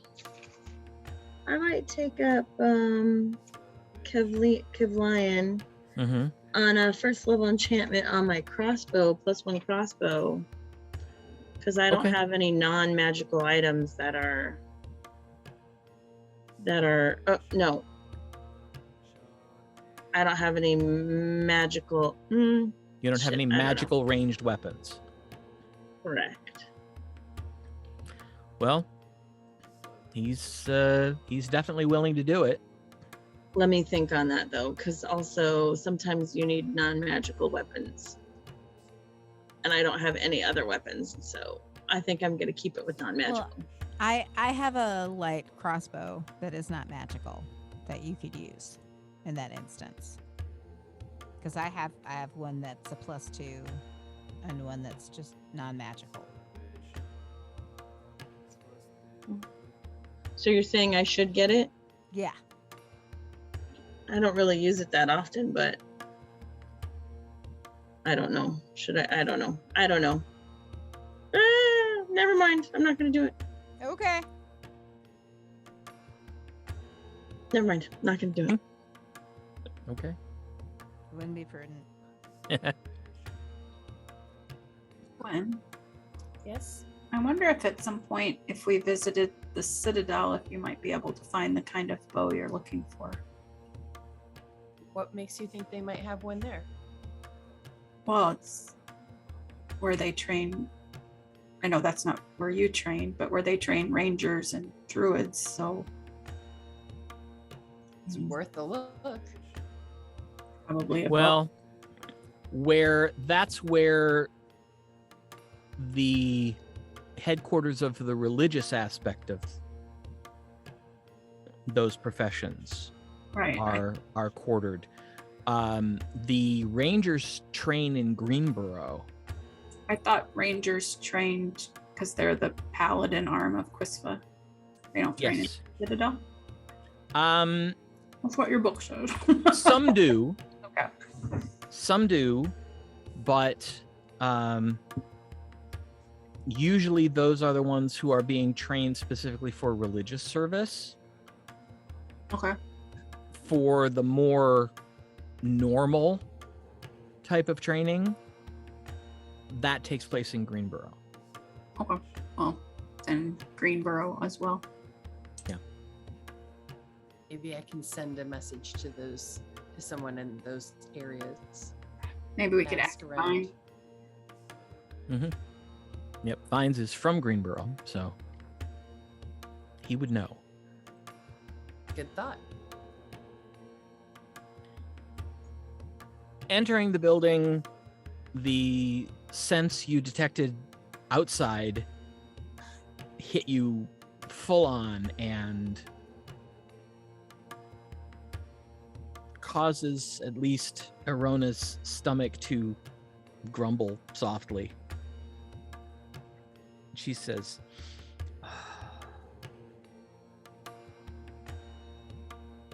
"You will enjoy this meal. This is not something that Father makes often because it is very labor intensive. But this is going to be a very special dinner. And he is definitely doing his best to make certain that that will happen." It smells amazing. Yes. Well, come. I will show you where we will be eating, and you can settle yourselves down and relax, and then I will go in and see if I can help Father in any way. And she takes you into a room with a low table in the center, probably 8x4. It's only about a foot off the ground, and there are carpets, rugs basically, and cushions, pillows in various places around the table. And she says, "Sit wherever you would like." She does a quick count. "Yes, there will be enough room." "Oh no, I will go get one more rug and a few more pillows. I forgot that Tef is joining us as well. So, but please sit yourselves down and relax and make yourself at home." So Gaegho is here. You haven't seen her.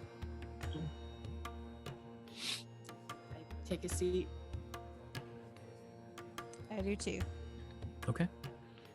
As you settle yourself down and Arona goes running off to try and find one more place sitting, that's where we're going to take our break. So we'll be back in 15. Don't go anywhere. We still got dinner. So we'll see you then.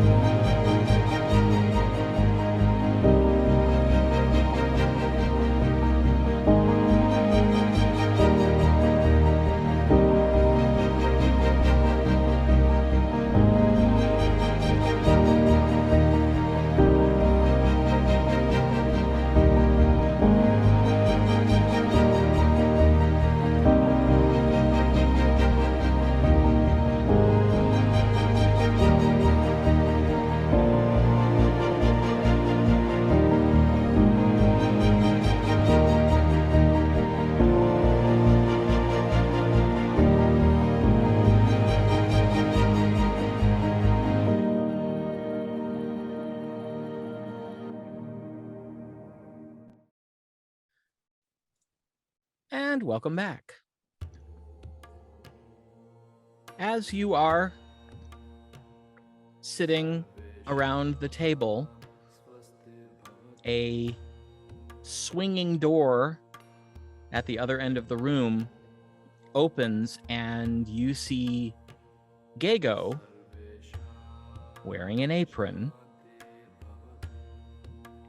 carrying a tray with 3 bowls.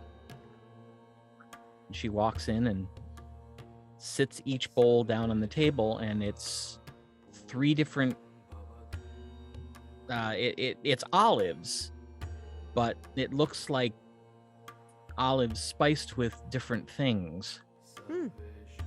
And she says, I'm told that these are hors d'oeuvres, although that was not the word that he used. But these are to sustain you until the rest of the meal is prepared. This is one of 2 dishes that we have put together. This has been quite an education. I will be taking these recipes home with me. Wow, you helped to prepare the meal? A little. Mostly I just watched in awe. Oh, that's excellent. It sounds so exciting. It was fascinating. Hmm. I have eaten food similar to this before, but I have never witnessed it being prepared, and it is much more involved than I suspected. Yeah. But this bowl is spiced with red pepper and rosemary. This bowl is spiced with coriander and garlic, and this bowl is spiced with chili and thyme. Interesting. And I will be back with the other dish momentarily. I tried the one with chili and thyme. Okay. I'll try the one with garlic. They're all quite good. I try them all, Yeah, well, I And- tried them all too. as one would. She comes back out with the same tray, but it has a single platter on it, and she sort of moves the olives out of the way to set the platter down in the center. It's pita bread ripped into individual pieces, surrounding a plate that has hummus topped with pine nuts, shredded lamb, oregano, and mint. Wow. That sounds fabulous. Mm-hmm. And she says, this one I probably had the most to do with, in that Rynaald taught me how to make the hummus. Hmm.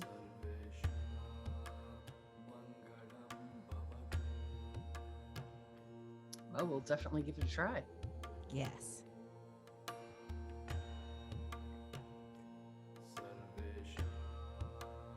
It too is very good.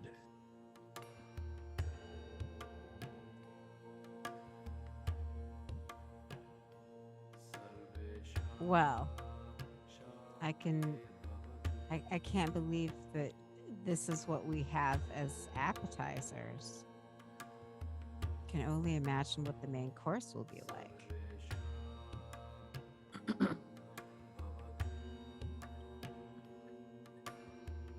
There is a knock at the door. The door to the outside. Mm-hmm. And you see Arona come hurrying through the swinging doors. I will get it, Father. Do not worry. She walks over, opens the door, and you see an older human.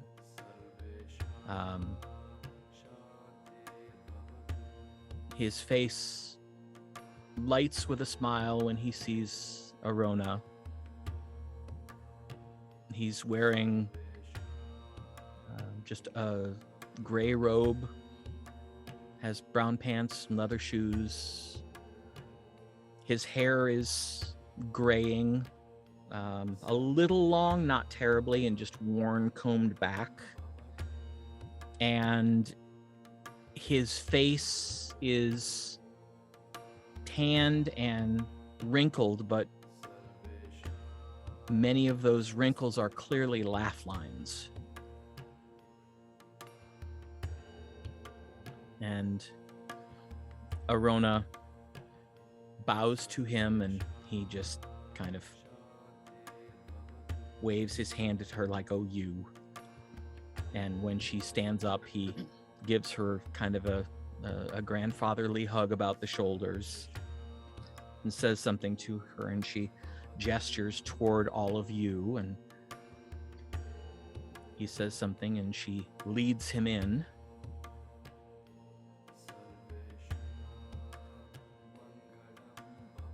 It is my pleasure to introduce you all to Duneshadow, who is leader of the Oasis. And he just kind of nods and looks quickly at the four of you, looks at Gwen and says, "You would be the Duneshadow. I can see it in your eyes." I am.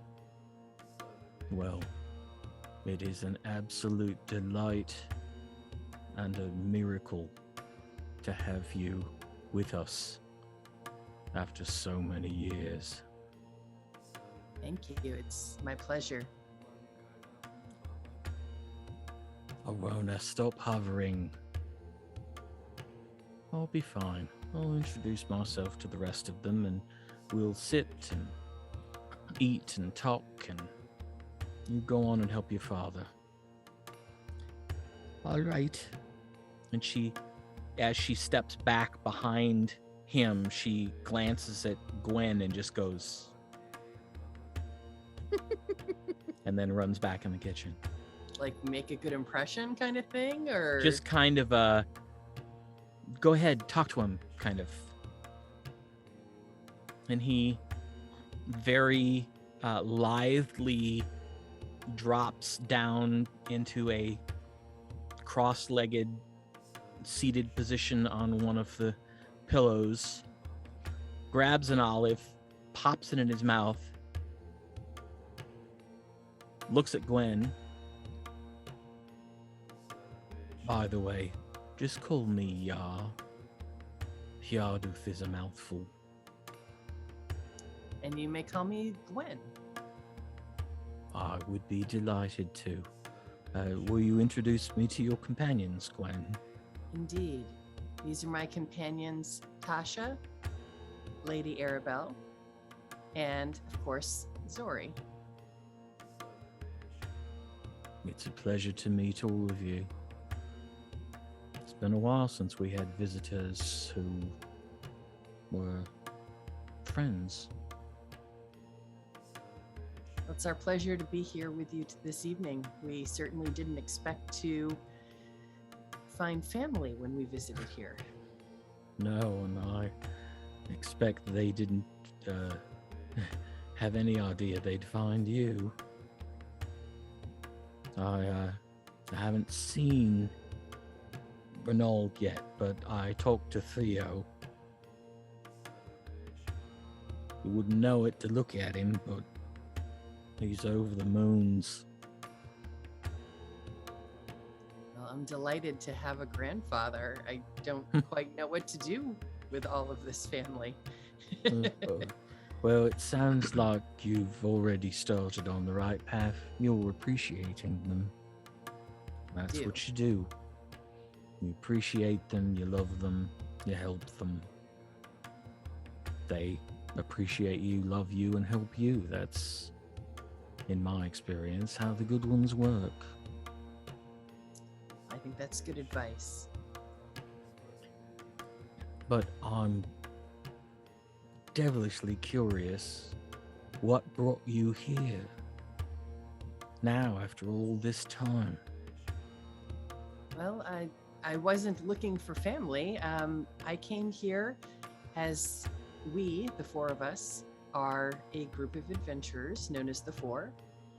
And we were sent here to take a bit of a look at some of these caravans and find out what's going on out here in the Oasis areas. There's been a bit of an education dealt to these travelers. They came in like conquerors, as some do, and were quickly disabused of that notion because they wanted the water and discovered that they couldn't get to it without our help. I imagine that first caravan was probably quite thirsty by the time they got to wherever they were going, if they made it there. From that point on, though, they were a lot more respectful, at least. Not kind or polite, but at least respectful. But I can't say that... No, go ahead. Do you know where the caravans, where they go after here? I don't. I do know that they, I have overheard some of them talking about being prepared to cross the Dune Mount, so I do know they're planning on going at least that far, and then from there I don't know. Likely they're either going to Castiscae or they're going to Necroshire, in which case they're walking into their death. And they won't be troubling anyone. We don't know about these areas. Oh, you don't? Necroshire, and what was the other area? The Dune Mount, right? Well, they're crossing the Dune Mount, yes. And that's a mountain of dunes, I assume? Yeah, essentially, yeah, it's not easy to cross. It's hundreds of feet of shifting sands and winds. At least they've got camels and not horses. That'd be worse. But once you cross that, then you, like I said, the two most likely destinations would be either Castiscae, where the Lord Astronomers reside, or Necroshire. But as I said, if they're headed for Necroshire, most likely going to wind up dead. So, not particularly worried about that. What's Necroshire? Before the shattering, it was center of study and necromancy. Not bad folk, just strange folk. But when the shattering hit, well, we don't really know what happened. We just know the result is that now there's an enormous hole in the world, and anything living that tries to approach what's left of that town, things come out of the hole, and the few people who've witnessed what happens in Necroshire and actually live to talk about it aren't exactly sane. Oh. Yeah, it's pretty awful. You heard any descriptions of what the creatures look like that come out? Shadows. Black shadows with red eyes and fangs, claws that rip right through the body like it's not even there and damage the soul.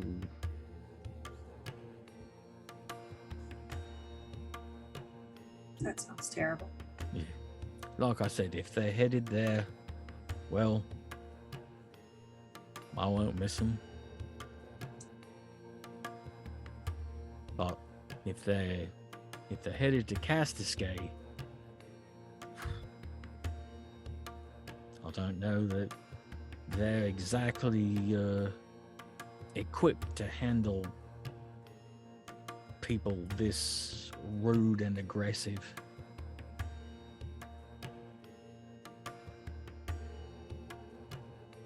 But we haven't heard anything from further in, so I don't know. I just know they've what I've seen they've gone through with an enormous amount of materials. Right, probably enough to build their own settlement. When they You're come into muted, Annette. when they come into town, does a little alarm go through town, or do they just kind of? Oh no, we've got lookouts. Mhm. As soon as we were told you were approaching, Mm, when you walked, flew in, mhm. that that gave that young man a bit of a start. Seeing a dragon, but looked it up in our history books and saw that it was metal colored, so supposedly a good dragon, and that's what I've since heard from the other people in town that I've talked to. I look forward to meeting her. I understand she's right over there. He just kind of nods toward the kitchen. Just wondering about the people that they bring through. Has anybody ever seen them? We're just wondering if they're actual workers or if they're. Oh no, they're slaves. Yeah. That's completely apparent from what our scouts have seen, watching them, how they treat them. There's no requesting. There's just ordering, and usually with whips. Where are they getting these slaves? Oh, I don't know. They've always arrived with them. I don't bring any into town. Do they always stay in the same place when they do camp here? Generally, because the first caravan through left traces, and so when the subsequent caravans come through and see the traces, they assume that's the safe place to stop, so they end up stopping in the same general area.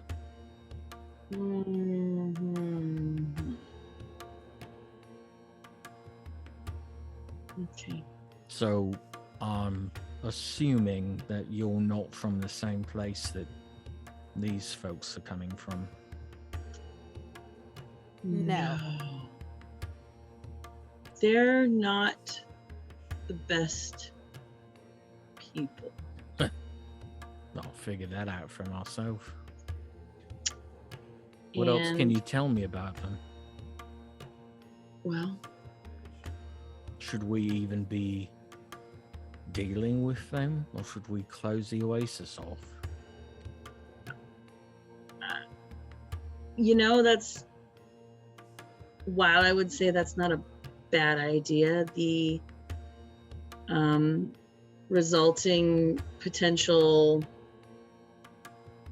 circumstances. They may attack. Yeah. Well, if we choose to close off the Oasis, they're welcome to try. They worship some different gods than most people are used to. And I explain what I know, right? Okay. Of the gods that they worship. I have the information.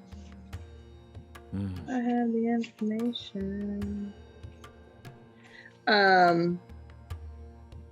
Yeah, just kind of a general thing of what we know of the Jogravanan and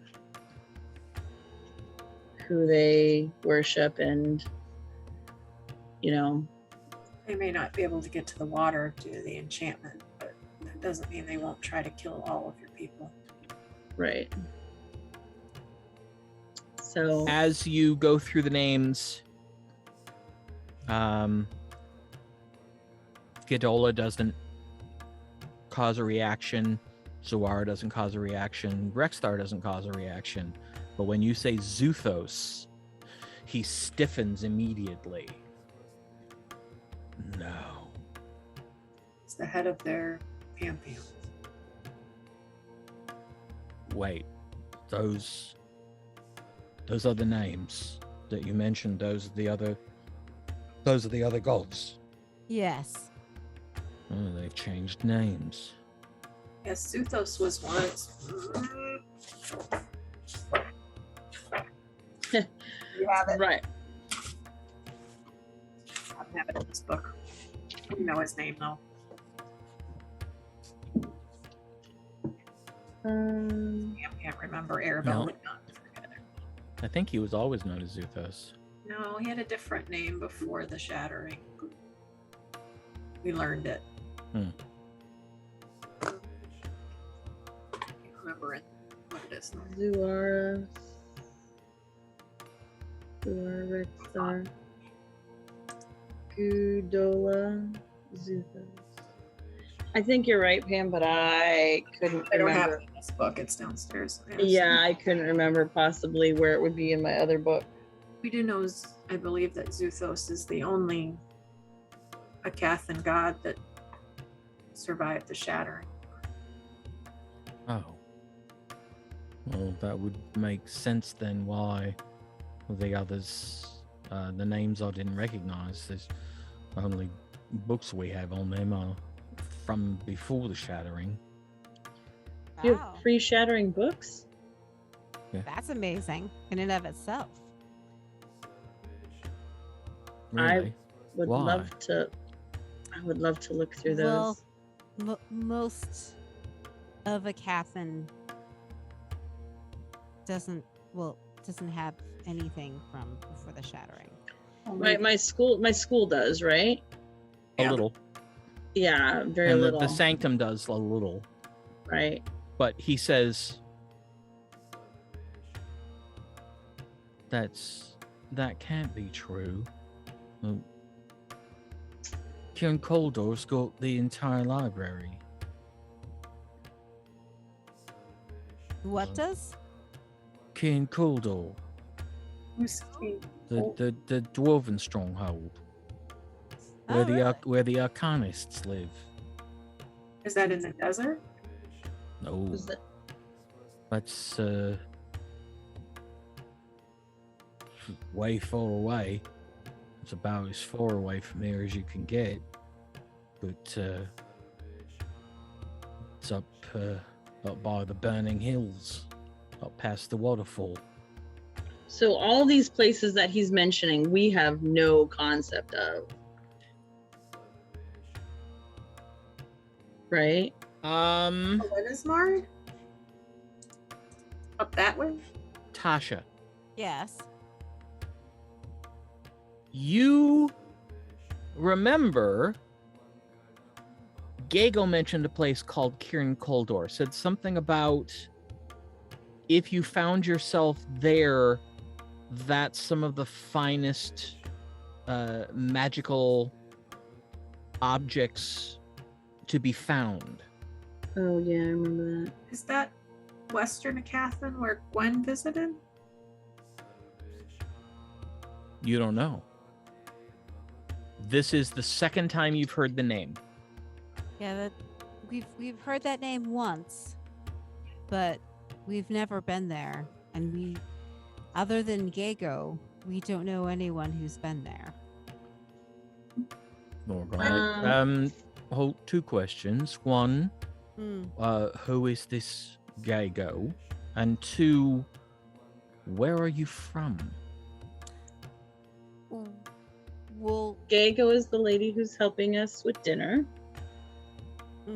The dragon? Yeah, we like to keep that. Well, I knew she was here because our scouts saw you fly in. Yes, that's fair. Now, I heard that she was going to be at dinner. I just didn't know her name. Yes. And now, where are you from that you don't know King Kuldor? Well, actually, we kind of didn't know that you all were here either until Yeah, we'd never even heard of the Oasis before. We're North from of the desert, on the other side of the wastes. We're from different parts of Aecathan. Aecathan.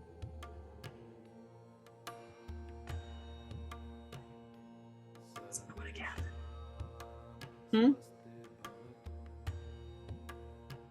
On the other side of the desert. Yes. But there's nothing but wasteland on the other side of the desert. Nope, that's not true. Whole kingdom isn't the right word, but a whole realm. Zone. the whole Country? continent. There's so many things there on the other side. Lots. And I start naming off all the different major towns. Arima, Thunder's Edge. Just like name them all off. These are all large. Oh, I'll name off the large towns first, and then start naming smaller ones. Gwen is from Thunder's Edge. I'm from. So, wait, Thunder's Edge is still standing.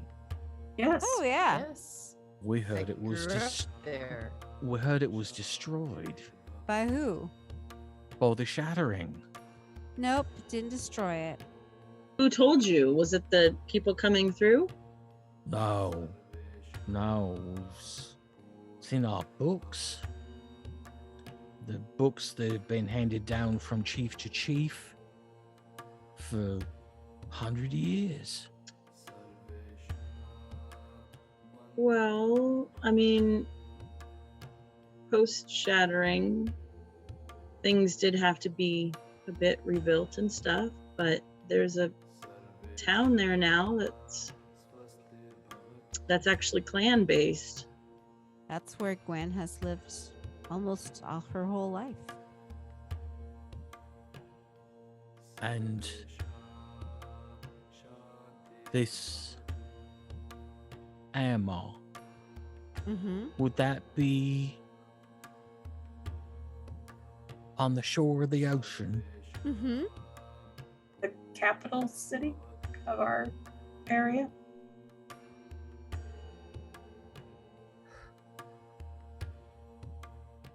Huh.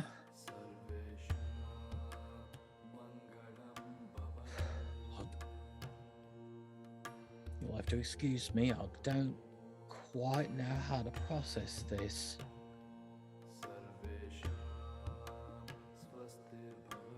We've been told that everything east of the mountain range and the dune mountain, the forest, was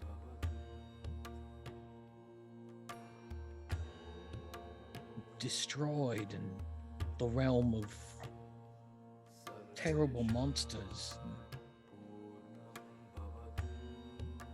You're telling me that there's an entire civilization over there? Yes.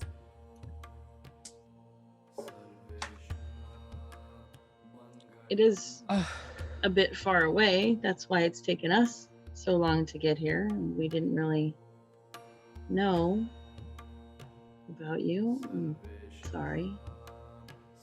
No, don't apologize. So Come on. what we're starting to discover is that the shattering, well, shattered a lot of things, including knowledge. And Apparently. and Gaegho is one of the good dragons who, and all of the good dragons were put in stasis and that is one of the things that caused the shattering. So their knowledge is from before the shattering. So they know about things that, of course, we don't. But how long did it take us to get here? Not just a few days, right? Like 4 or 5 days. But, like, Yeah. Traveling quickly. Yeah. Yeah. Probably by regular transportation, it'd be a week and a half. Yeah. But we're only a week and a half travel away from here. I But guess you didn't. You said you didn't know that we were here. You didn't know about the Oasis. No, we didn't. Gaegho told us, yeah. We,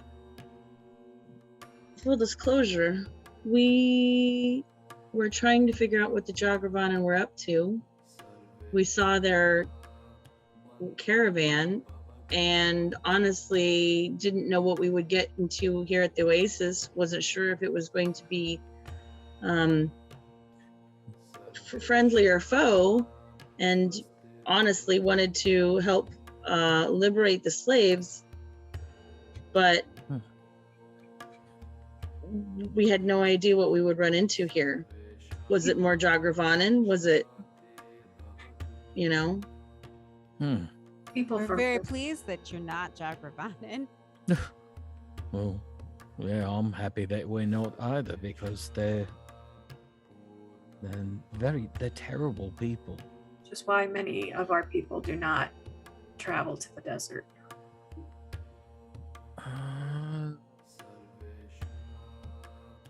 Jogravanans are between us and you to some extent. That makes a bit more sense. And they are dangerous. Yeah, but so are we. And there's not that many of them. And besides, Whole city. we have something they want.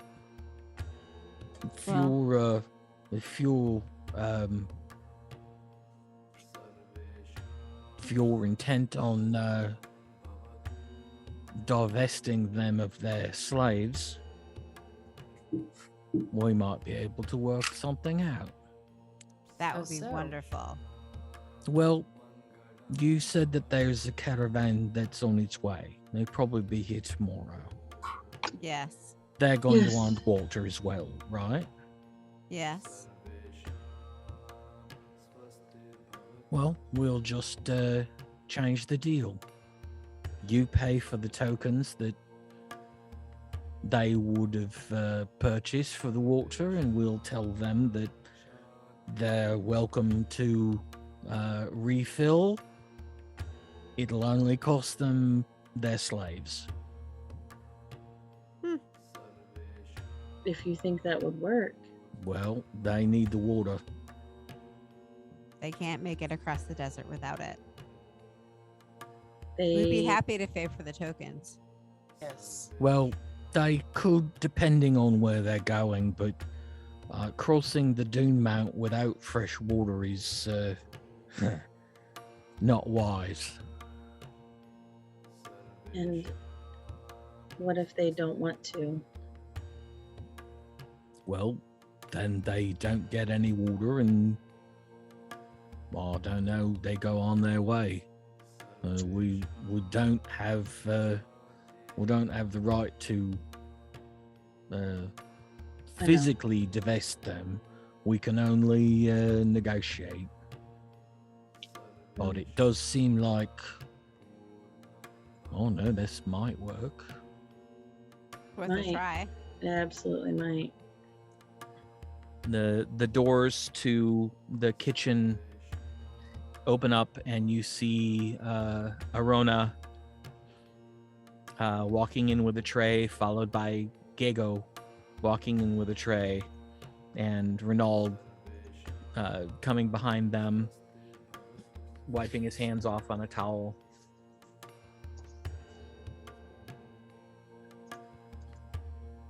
They make it over and set the food down, and one tray holds clay bowls of some sort of rice dish. It's got, in addition to the rice, barley and celery and shallots and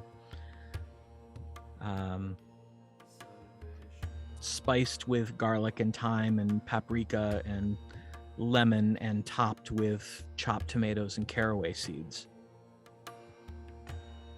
And the So other kind of tabbouleh. sort of, Okay. it's barley rice is what it's called. And the other tray holds what look to be rounded loaves of baked bread.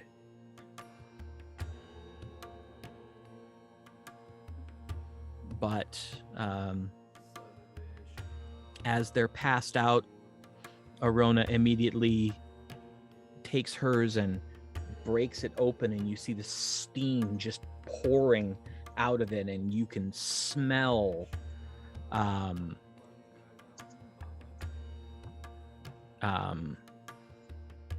garlic and duck and pine nuts and butter and raisins.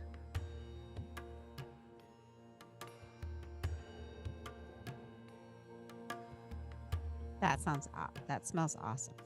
And Rynaald settles down and says, "Well, I hope that you have had a pleasant conversation. Tef, welcome to my table." "Oh, delighted to be here as always. This looks amazing." "Oh, thank you. You are very kind. Well, please help yourselves. Now is the time to eat and enjoy, and then later we will continue to talk." And we do. We eat. We feed Mhm. Steven.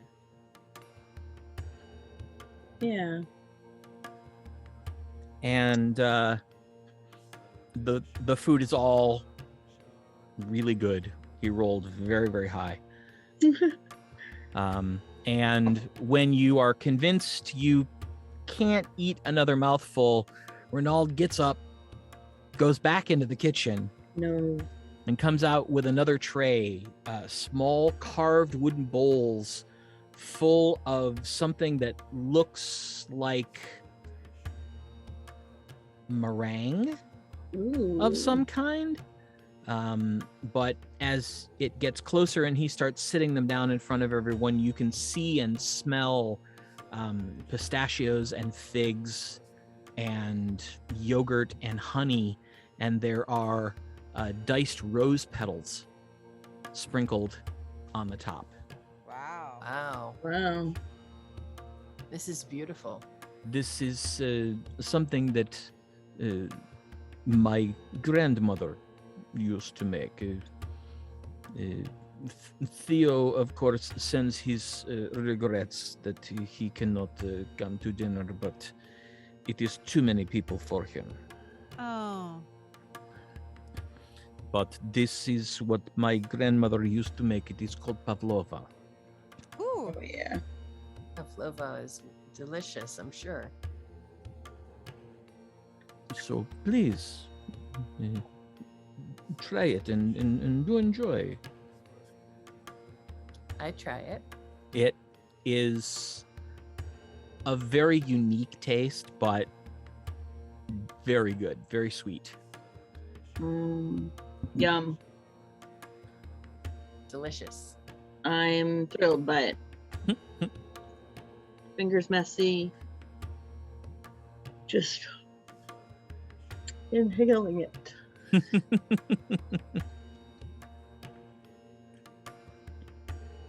At the end of the meal, Tef leans back a little and says,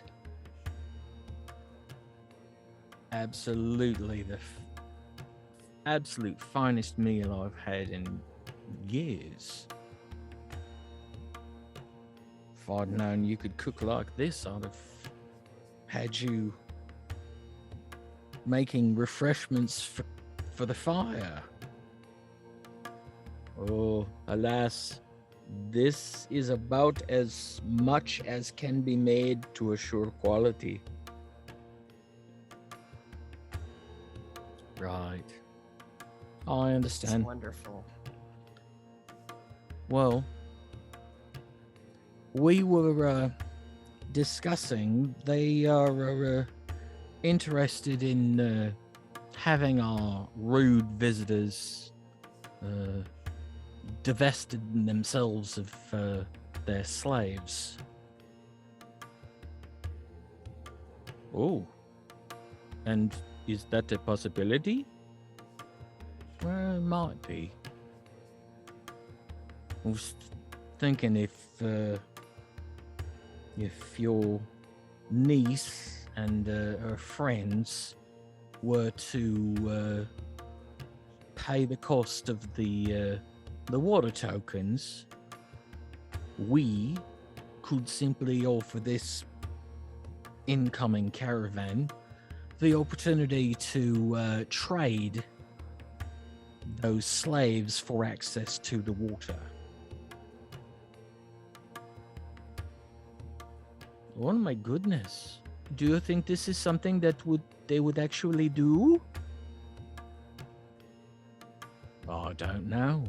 We won't know until we ask.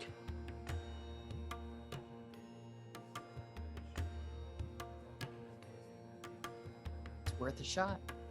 And even while it pains me so, even if they give us a few, we may be able to rescue more later, but it's definitely worth a shot.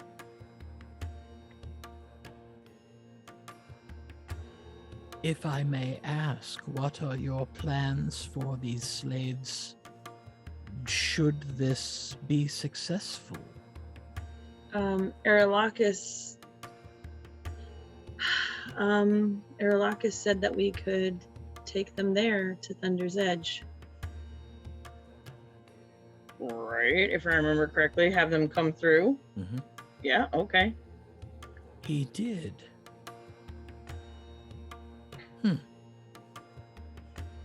You see just the tiniest little smile on Gaegho's face. That makes me giggle.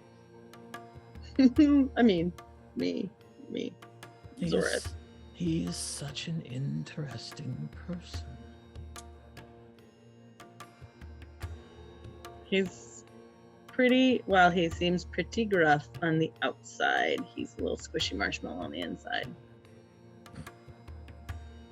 She laughs. Oh, what he would say to hear that description. Oh, I know. I can only imagine he would bluster and huff. Indeed. But yeah, so I would be able to send them there. With some notice, I could just send them there. Because I mean, I know you don't have a whole lot of room for them, you know, permanently, obviously, but we do have a place we can send them. How many are you anticipating if they were to trade all of them? How many would that be? About 60. Oh. We actually Yeah. actually have a place that they could stay overnight. I know that sounds strange. And then in the morning, I have a spell that makes a mansion. and in the morning, we could send them through. Well, we I don't know that there's any room for a mansion. You might have to make it outside the Oasis. No, it takes no space. It's just a Really? interdimensional Yeah, it's interdimensional. space. Yes, it appears only as a doorway. Everything else about the establishment exists outside this world. The mansion would also allow us to provide not only shelter, but Food and beds, water. food, showers, and the opportunity for medical care before we send them on their way. Really? Yeah, we're full service. So it seems. And you see Rynaald is just kind of leaning back and grinning, like, I know these people.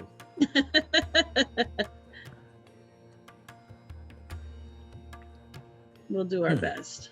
And now that I've tried this wonderful food, I can actually add this to the repertoire of different types of food that we can provide people in the mansion. Lovely. Really? And it will be it will still be good? Yes, it is still pretty good. I mean, I can't imagine that it will be quite this good, but I will do my best.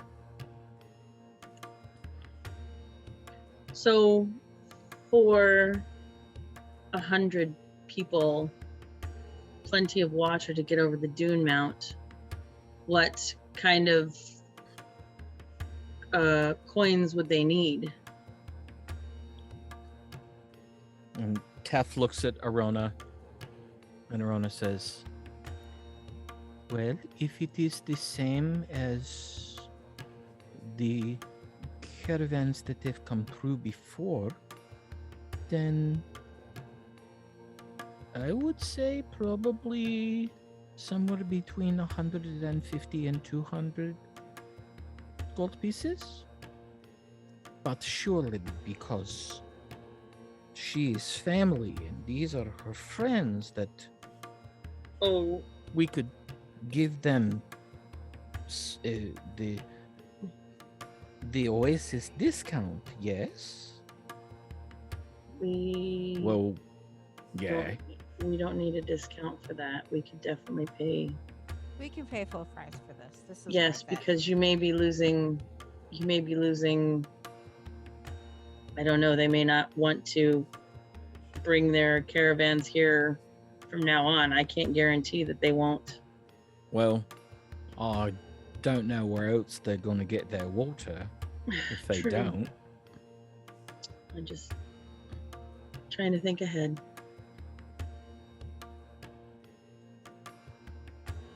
I think what you are doing is very noble. What? Trying to save the slaves? Yes. It is something that I have wished for when I have seen them. But there is nothing that I can do. Well, we don't know if this is actually going to work or not. But it's a decent plan. It has a more than 50% chance of working. And if you believe that it would be helpful, I'm certain that a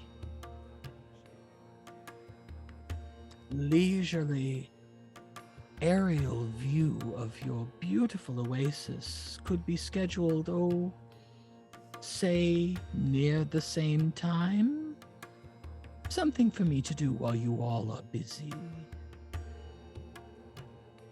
It would be good for you to be entertained. You see Tef just kind of looking at Gaegho. You know, I read in the books, the chieftains' books that have been handed down, how strategic dragon thinking could be. I guess I know something else that's been proven true today.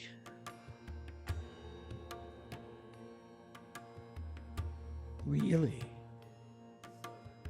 I would love to see some of these books. I too would like to see these books. It might help me fill in over a century's worth of blank. Oh, wow. I'm sure that could be arranged. Remember I said they were in stasis? Oh. So you don't know what's happened. Oh, wow. So wise, but ignorant. Unfortunately. It's a weird combo. Well, I'm absolutely sure I would love to give both of you access to the books.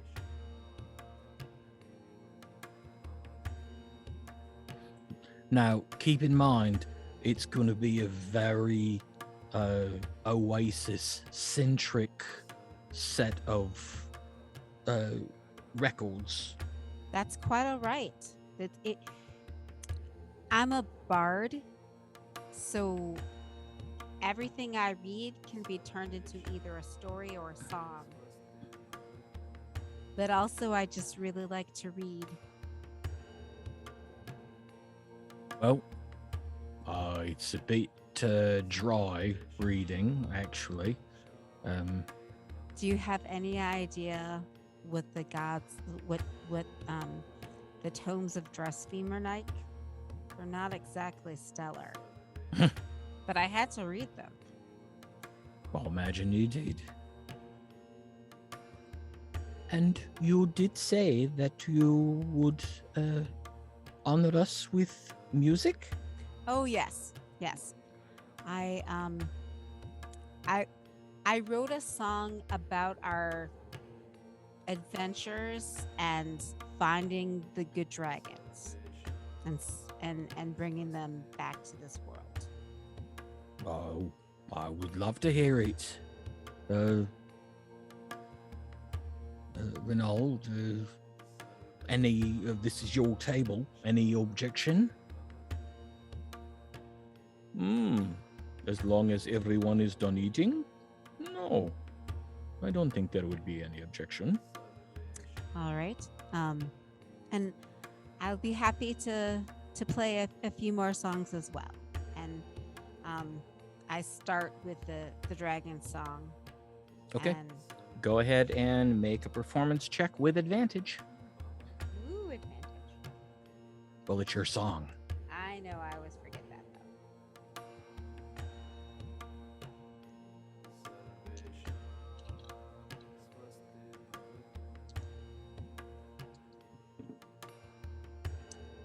$27. Okay. For your companions, they've heard it before, but for Tef and for Rynaald and especially for Arona, they are just rapt, hanging on every word and every note. And when you finish, all three of them applaud, although Arona's kind of like...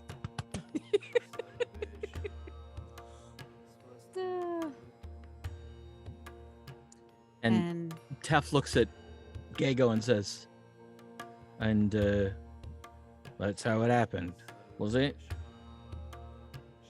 There was significantly more, but what is in the song is accurate.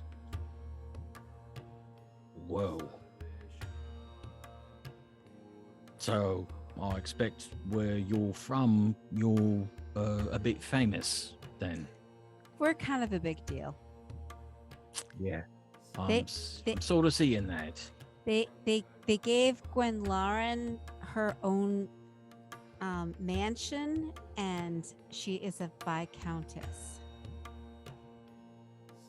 Viscountess. You're She's a- Wiltshire noble. She's a noble. Mm-hmm. I don't think a It's Duneshadow's ever been noble before.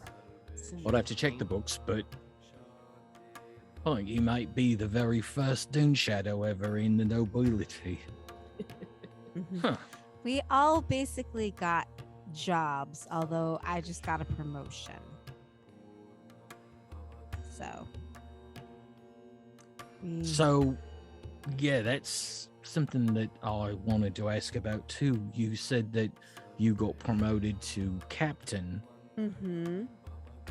So, where you're from, there's a standing army. Mm-hmm. That's how we fought off the dragons until we found the good ones. Right, right. And what are these orcs that you mentioned? These dragon servant orcs? I don't think Ooh. I've ever heard of an orc before. I describe an orc and how they are basically the slaves of the bad dragons, and their ability to puff off into smoke when you get too close, and I've forgotten about How- that. how How we- smart you are. I had literally forgotten about that. and how we fought them on the ship. Except that. Oh, yeah, okay. Yeah, they puffed out on the ship when they were there. Mm-hmm. Mm-hmm. And just recently found out that there are some who are willing to trade that life for perhaps a different life Yeah, some of here. them want to be free. Yes. So things are always changing. Can they breed with us? Well, as you see around you, many of us are half something or other. I think it's always possible for people to breed We with have a- others, We have groups. a good friend who is a half orc. Yeah, we do know a half orc. Yeah. that's Oh true. yeah, that's true. That would explain it. I've seen creatures that are assumed were just regressive in some way or another, but big teeth and noses that don't look right. Mm-hmm. Yep, that's a half orc. Well, at least I know, well, like, what they are. Mostly seen them wearing the same uniforms as those Jogravanan guards. Yeah. Occasionally seeing them in with the slaves. Yeah. Hmm.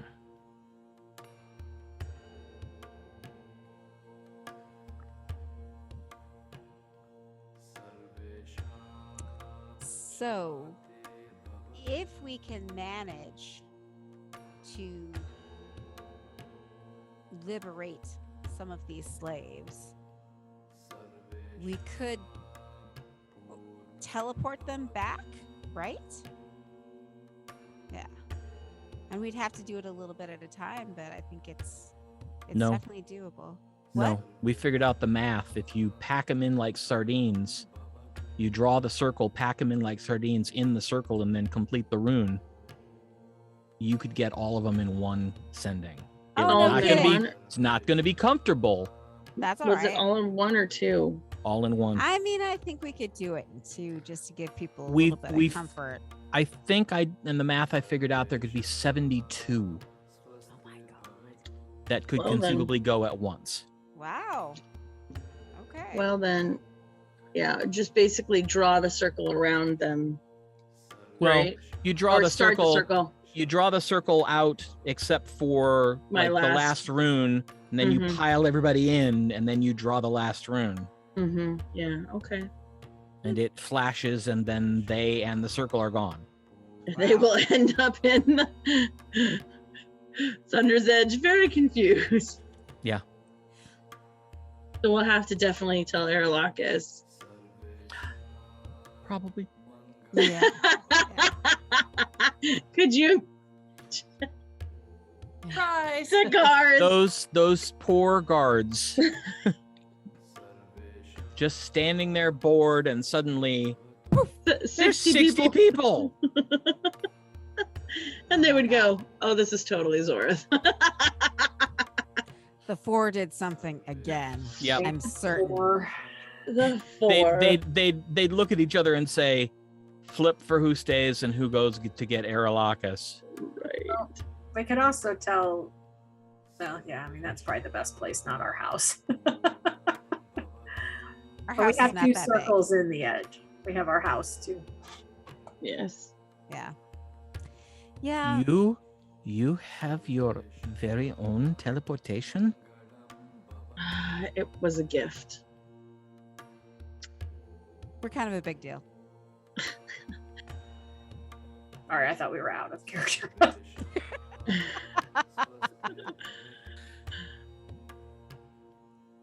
Oh, so you wouldn't Well- have said that? Yeah. Aribell did not say the damn four. Sorry, I thought we were.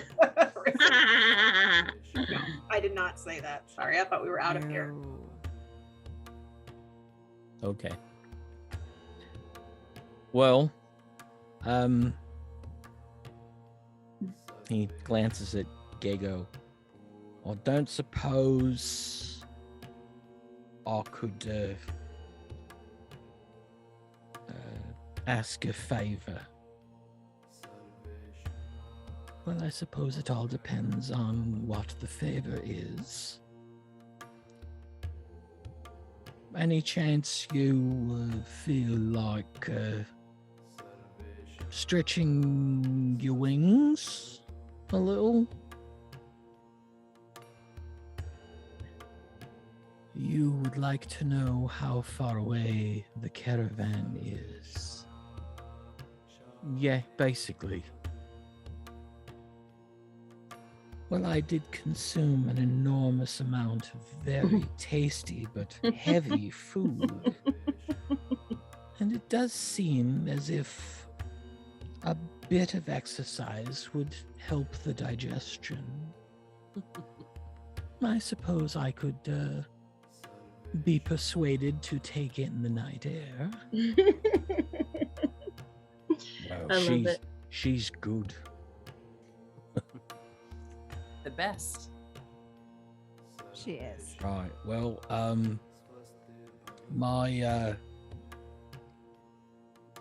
my tent is the oh, go on and tell him your tent is the big one. Well, yeah. Just a bit west and a little bit north of here.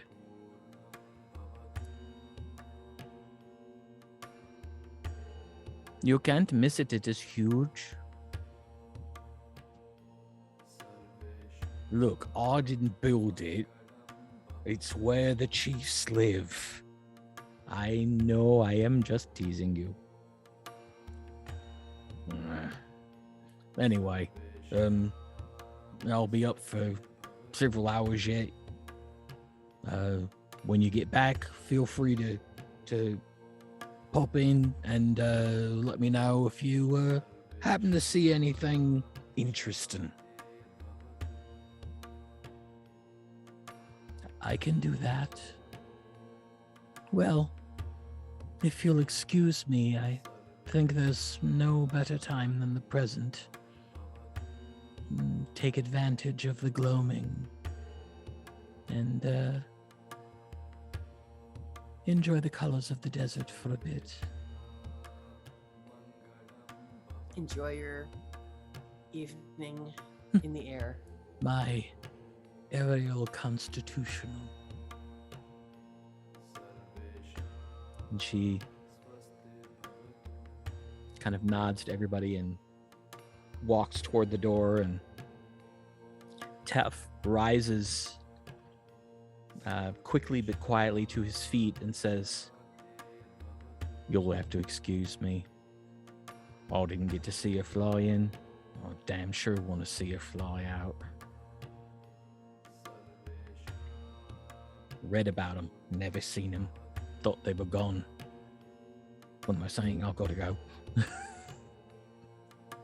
And he hustles out the door behind her. Well, if you don't mind, I'll play a little bit more. Oh no, that would be wonderful. Please, the music is amazing, and you have a beautiful voice. Oh, thank you. So you are welcome to play as long as you like. And you So- see Arona just send her father this grin and this look of gratitude.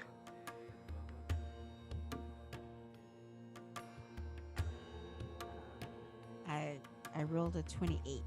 Okay. So, I play some dancing songs. I play some ballads, and I play some raucous songs. A couple of the raucous songs has Rynaald kind of glancing at Arona, who is just and he just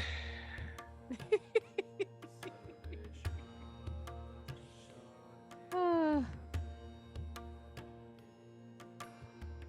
then I end with like a historical ballad. Okay. Nice. Very good. And after you're done and after everyone finishes clapping, Rynaald says, "That last one, I think you will want to play that for Tef when he comes back. Yeah. It is a history that I do not believe he knows. He will be most grateful." Happy to oblige, especially since he's going to let me read some of his books. Do not be so happy you have not read them. If I am ever having trouble sleeping, I borrow one of those.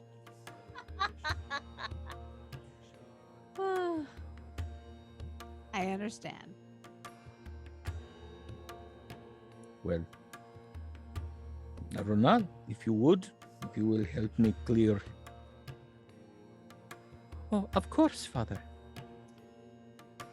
Can I help you clear? Am I a guest or am I family? And Arona just kind of looks at him like.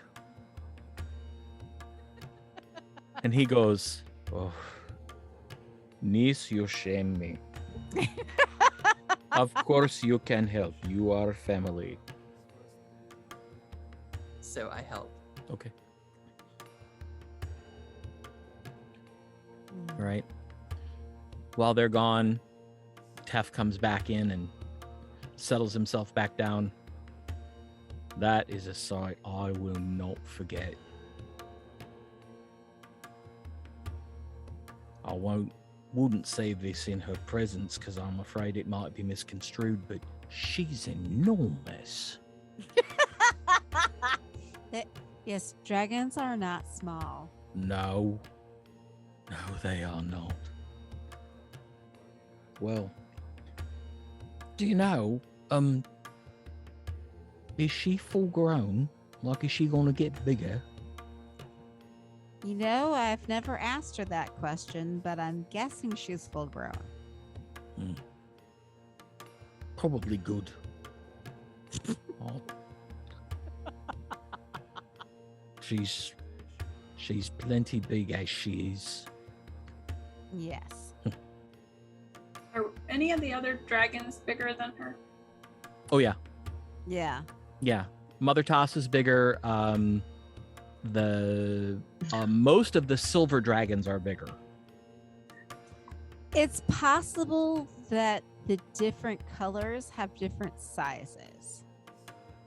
So there's gold, silver, bronze, brass, and copper. Gaegho's Right. not the largest dragon we know. Yes, they. Really? Yes, Which ones are the biggest?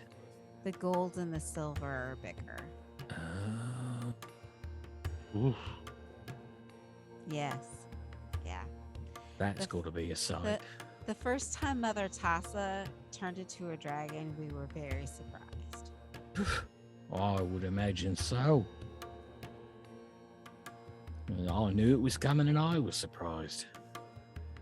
Yeah, we didn't know it was coming. Ah, Out of character, she did not really either know it was coming. that's true too. No. That's true too. Oh gosh. Rynaald. Rynaald? Mhm.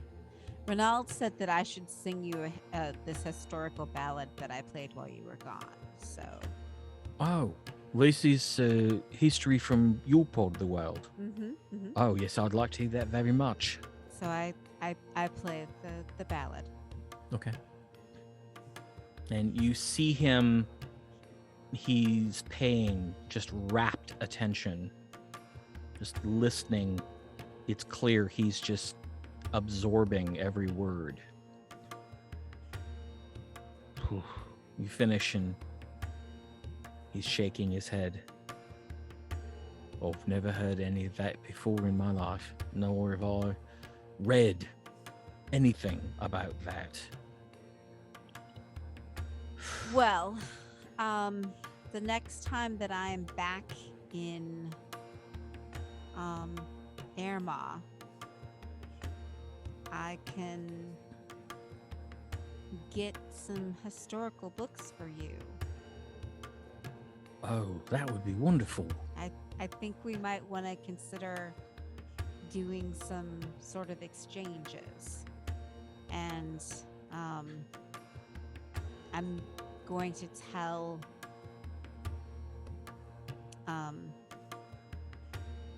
the higher up bards about you so that we can start conferring with each other and learning from each other. This is very important. And as much as I appreciate that,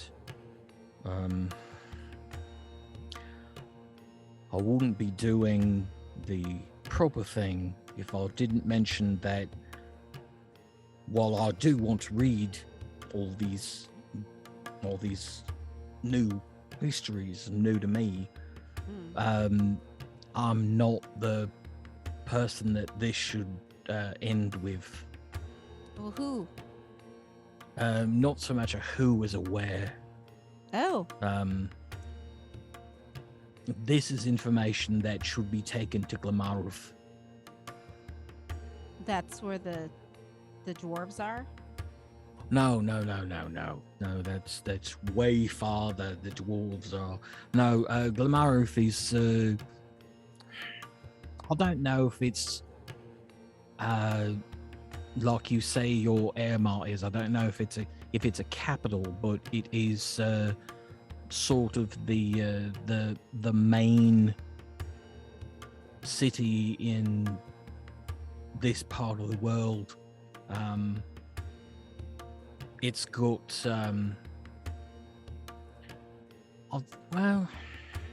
it's got an elite guard, and it's where if there's any sort of difficulty between other cities or settlements, they come to Glamaruf, and that's where they negotiate and sort of settle things. There's a council that rules the city. It's made up of merchants and common folk and representatives of the god and the Rockeliad. And where is this Glamaruth?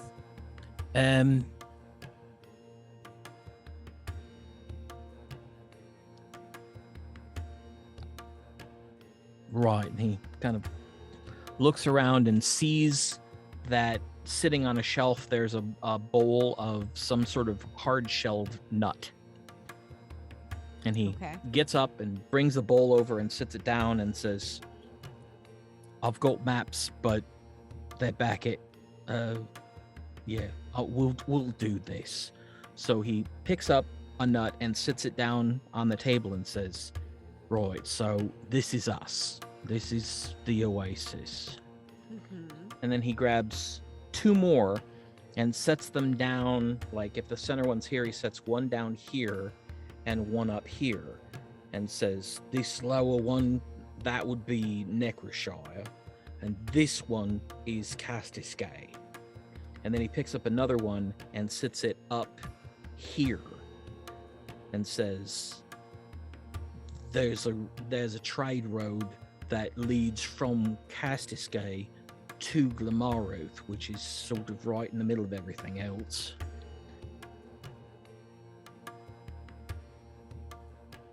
All right. So, what if the caravan is going to Glamaruth?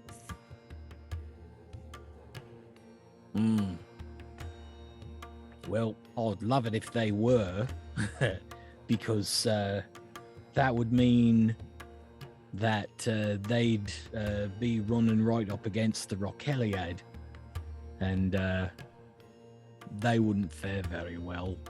Oh, all right. Well, the that makes me feel better. Rockeliad's sort of the elite guard.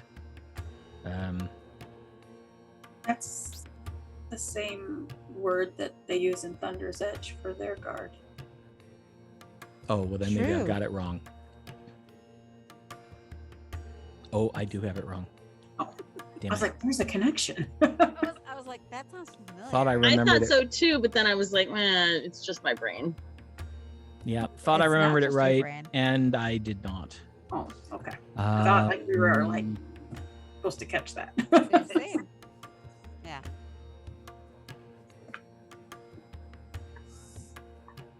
It wouldn't surprise me because Thunder's Yeah. Edge It would be cool. kind of yeah. a like carryover from pre-shattering or something. Right? See, you could go with that and we would never know. Nah, I gotta get it right.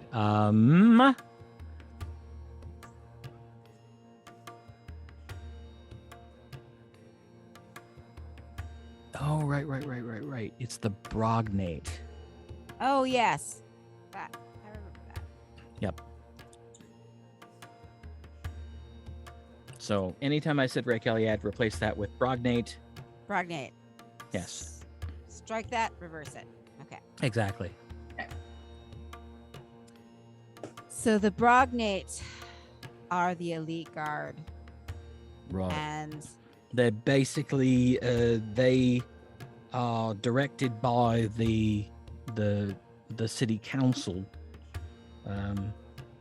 Sometimes they work with the city guard. Sometimes they sent off to do something different and usually more dangerous. But yeah, I don't suppose these Jogravanans would like the Brognate very much. all right. Well, that's interesting. So I don't think we should do this right now, but at some point, I think we should send a delegation to meet with the people of Glamaruth. And Right. Yeah, your job is to find out where these caravans are going. yes. Right. Do you think they would know? Would who know? The people of Glamaruth. Would they know about what? Where the caravans are going. Oh, I don't know. Well, we could definitely follow the caravan once the slaves are gone. I mean, the Yes. caravan is big enough that we could be a little bit behind them and we'd still be able to track them. That's true. Yeah, they'll be easy to track. Yeah.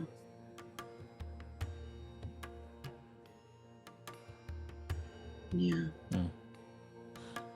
Well, all right. So, step 1, see if we can get the slaves away from the caravan. Step Right. 2, continue to follow the caravan. Yeah. Seems like Sounds a like a decent plan. plan. Yeah.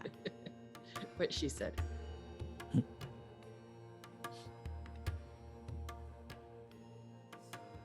All right. Well, thank you for offering to help us with this endeavor. Of course. You're, you're part of the family, or friends of the family. And, family's the most important thing here. I'm getting that. And we feel fortunate to be a part of it. Well, I'm just glad that, call it fate, call it luck, call it providence, whatever.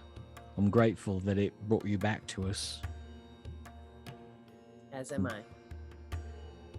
Your family is obviously delighted. And know that you're welcome here anytime. Thank If you ever decide to settle down, this will always be a home to you, should you choose. Thank you. It's very generous.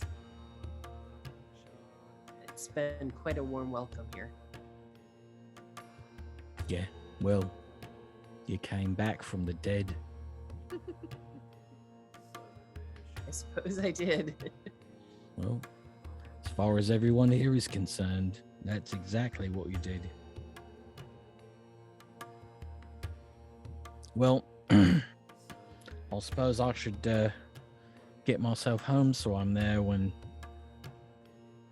Gaegho drops in to let me know.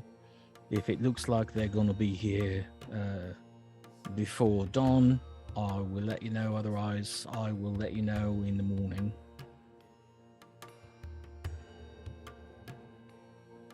Very well. Rynaald. And he kind of sticks his head out the kitchen door. Yes? Thank you once again. It's an amazing meal. Well, I am very pleased that you enjoyed it. Have a wonderful evening. Thanks. You too. Ladies. Good night. Good night. Good night, Arona. Nice. Good night. Who do we pay for the Tokens. coins, the tokens? Where would you like that? Oh, actually, that'll be Arona. Oh, excellent. Even better. Yeah, since you are already acquainted and I'm pretty sure you can be trusted, you can go ahead and pay her directly. All right. Okay. So, good night. Good night. Good night. And he heads out. Arona comes back out. Well, I should likely be getting home as well. Do you have a place to stay? Are you going to stay in your magical door? Yes. We can stay in our magical door. Yes. Very well. You are welcome to. You say it is just a doorway. Yes. You are welcome to put up your doorway in my home Oh, if let's you would do like that. to. That would be great. Ah, daughter, you beat me to it. Before you leave, though, I seem to recall, Gwenlaryn, you were curious about what it is that I make. Oh, Very much yes. so. Well, it would be my pleasure to show you into my workshop. I would love to. And the rest of you are welcome. Also, if you are interested in such things. If not, you are welcome to stay here and relax. I am interested.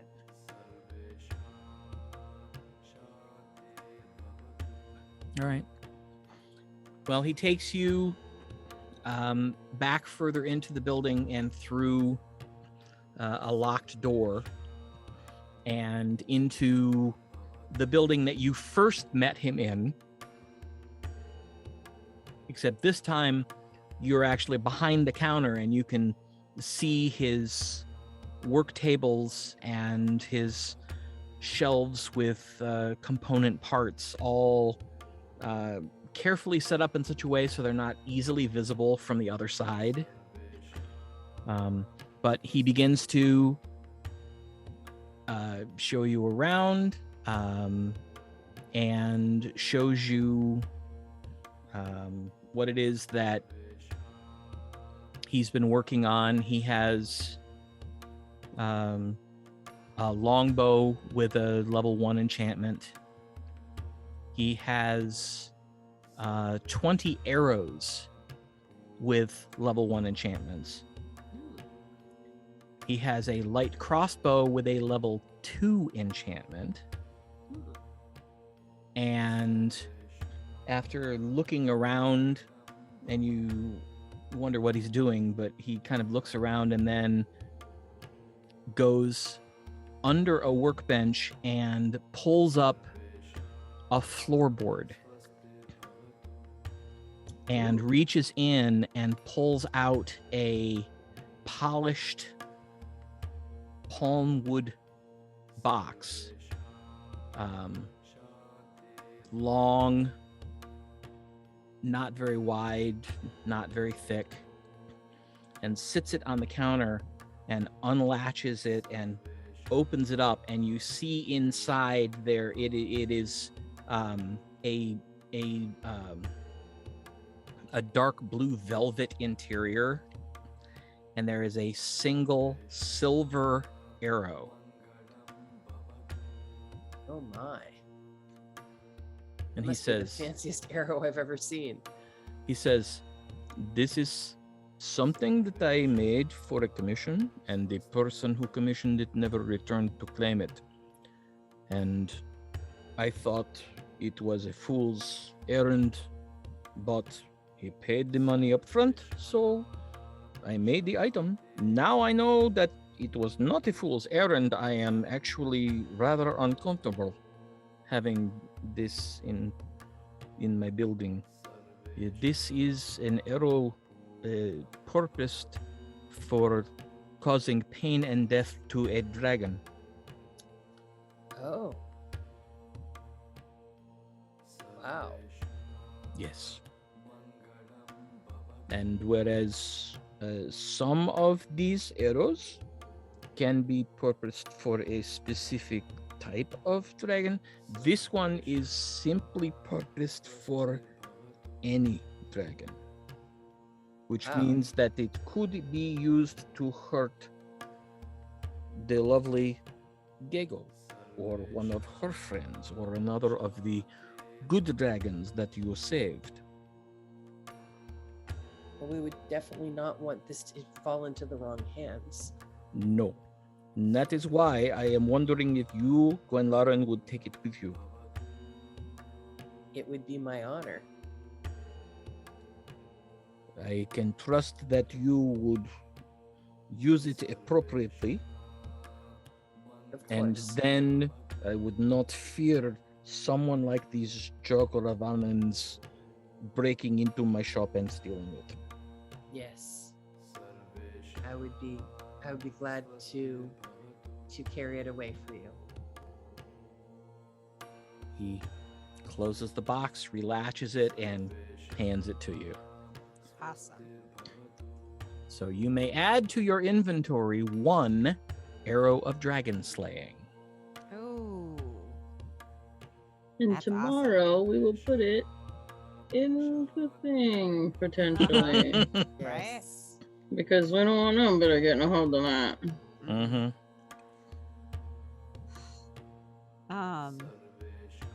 Yeah, we really need to find a bank or something. We have a bank.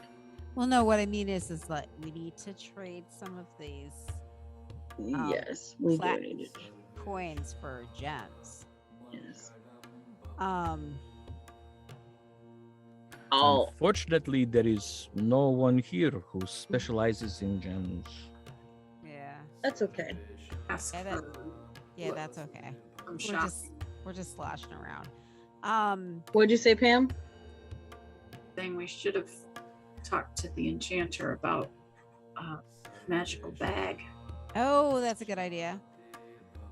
to hold some of the coin for each of us to have some.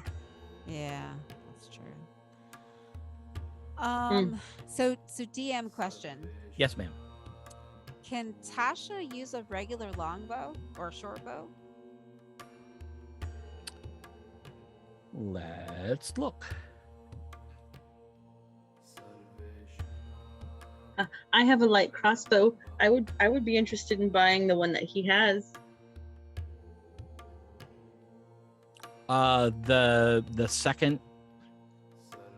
The second level enchantment. Yes. All right, hold on a moment. Do your things. Let me That's even better than the other one. Should be on your get character here. sheet, Tasha, your proficiency. Simple weapons: hand crossbows, long swords, rapiers, short swords. Oh, no Oh. regular bows. No. Okay. All right. No. That answers that question. You can, the next time you hit a feat level, Uh-huh. take a feat that would allow you to use martial weapons. Oh, okay. And But then, then you lose a feat. That's okay. right. That's true, I guess. So, I'm not sweating that.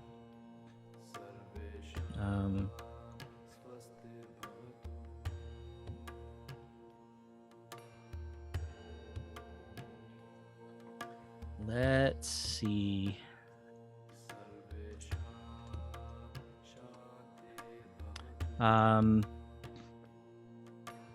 Rynaald says that the light crossbow usually would sell for just under 11,000. He's willing to give it to you for 8,500. Oh, peaches. Oh, peaches. Yeah. But I mean, we have a lot of money. Yeah, we just We just Got got a a whole horde. dragon horde. yeah. We're good. I know, but She doesn't. Yeah. It's going to a good cause. I mean, the horde is the horde of. Let me think about it. We'll be here in the worth it. morning. It will be here in the morning. It's not going anywhere. Right. Well, I think we should all get some rest. It's been we've had a lot of excitement today. Yeah. After you say your goodnights, Arona leads you back to her place, which is cute but small because it's just her. Right, sure. But there's definitely a place for you to cast the mansion. And I do. And she says, I will admit to being a bit worn out this evening, but in the morning, could I come in and see what it is like on the inside? Of course you can. And enjoy breakfast with us as well. Yes, we will. I will fix you breakfast. Oh, that is very kind. Thank you very much. I will see you all in the morning then. See you in the Indeed. morning. It's All right. been a wonderful day. Now, Tasha, how do you want to structure the mansion? Are you putting it into its normal Yeah, I'm gonna put it in as. structure, or are you putting it into the Zorith can practice flying structure? Ooh, I'm going to use the Zorith can practice flying structure, so Okay. that's Zori can practice because she needs practice. I'm getting Alright. better. You are. No, I'm. This was not a. This is not a slam on you. This was a. You need more practice. I've put you some practice area in there for you. This is a. I want you to stretch your wings and have the space to practice, be so that you feel confident. Like a big fat bat. All right. And as you enter the mansion and prepare to turn in for the evening, that is a great stopping place for tonight. Yes. Got it. So we will deal with breakfast and the impending arrival of the caravan next time. Lovely. So remember, make your plans now. November is not that far away. Mm. And this year, we need to turn out in record numbers Indeed. and vote like our lives depend on it, because they kind of do. So please take care of yourself, take care of your family and your loved ones and your friends. Do what you need to do to stay healthy. And hopefully you'll be able to join us next Tuesday night once more and let us welcome you back to the lands of Aecathan. Good night, everybody.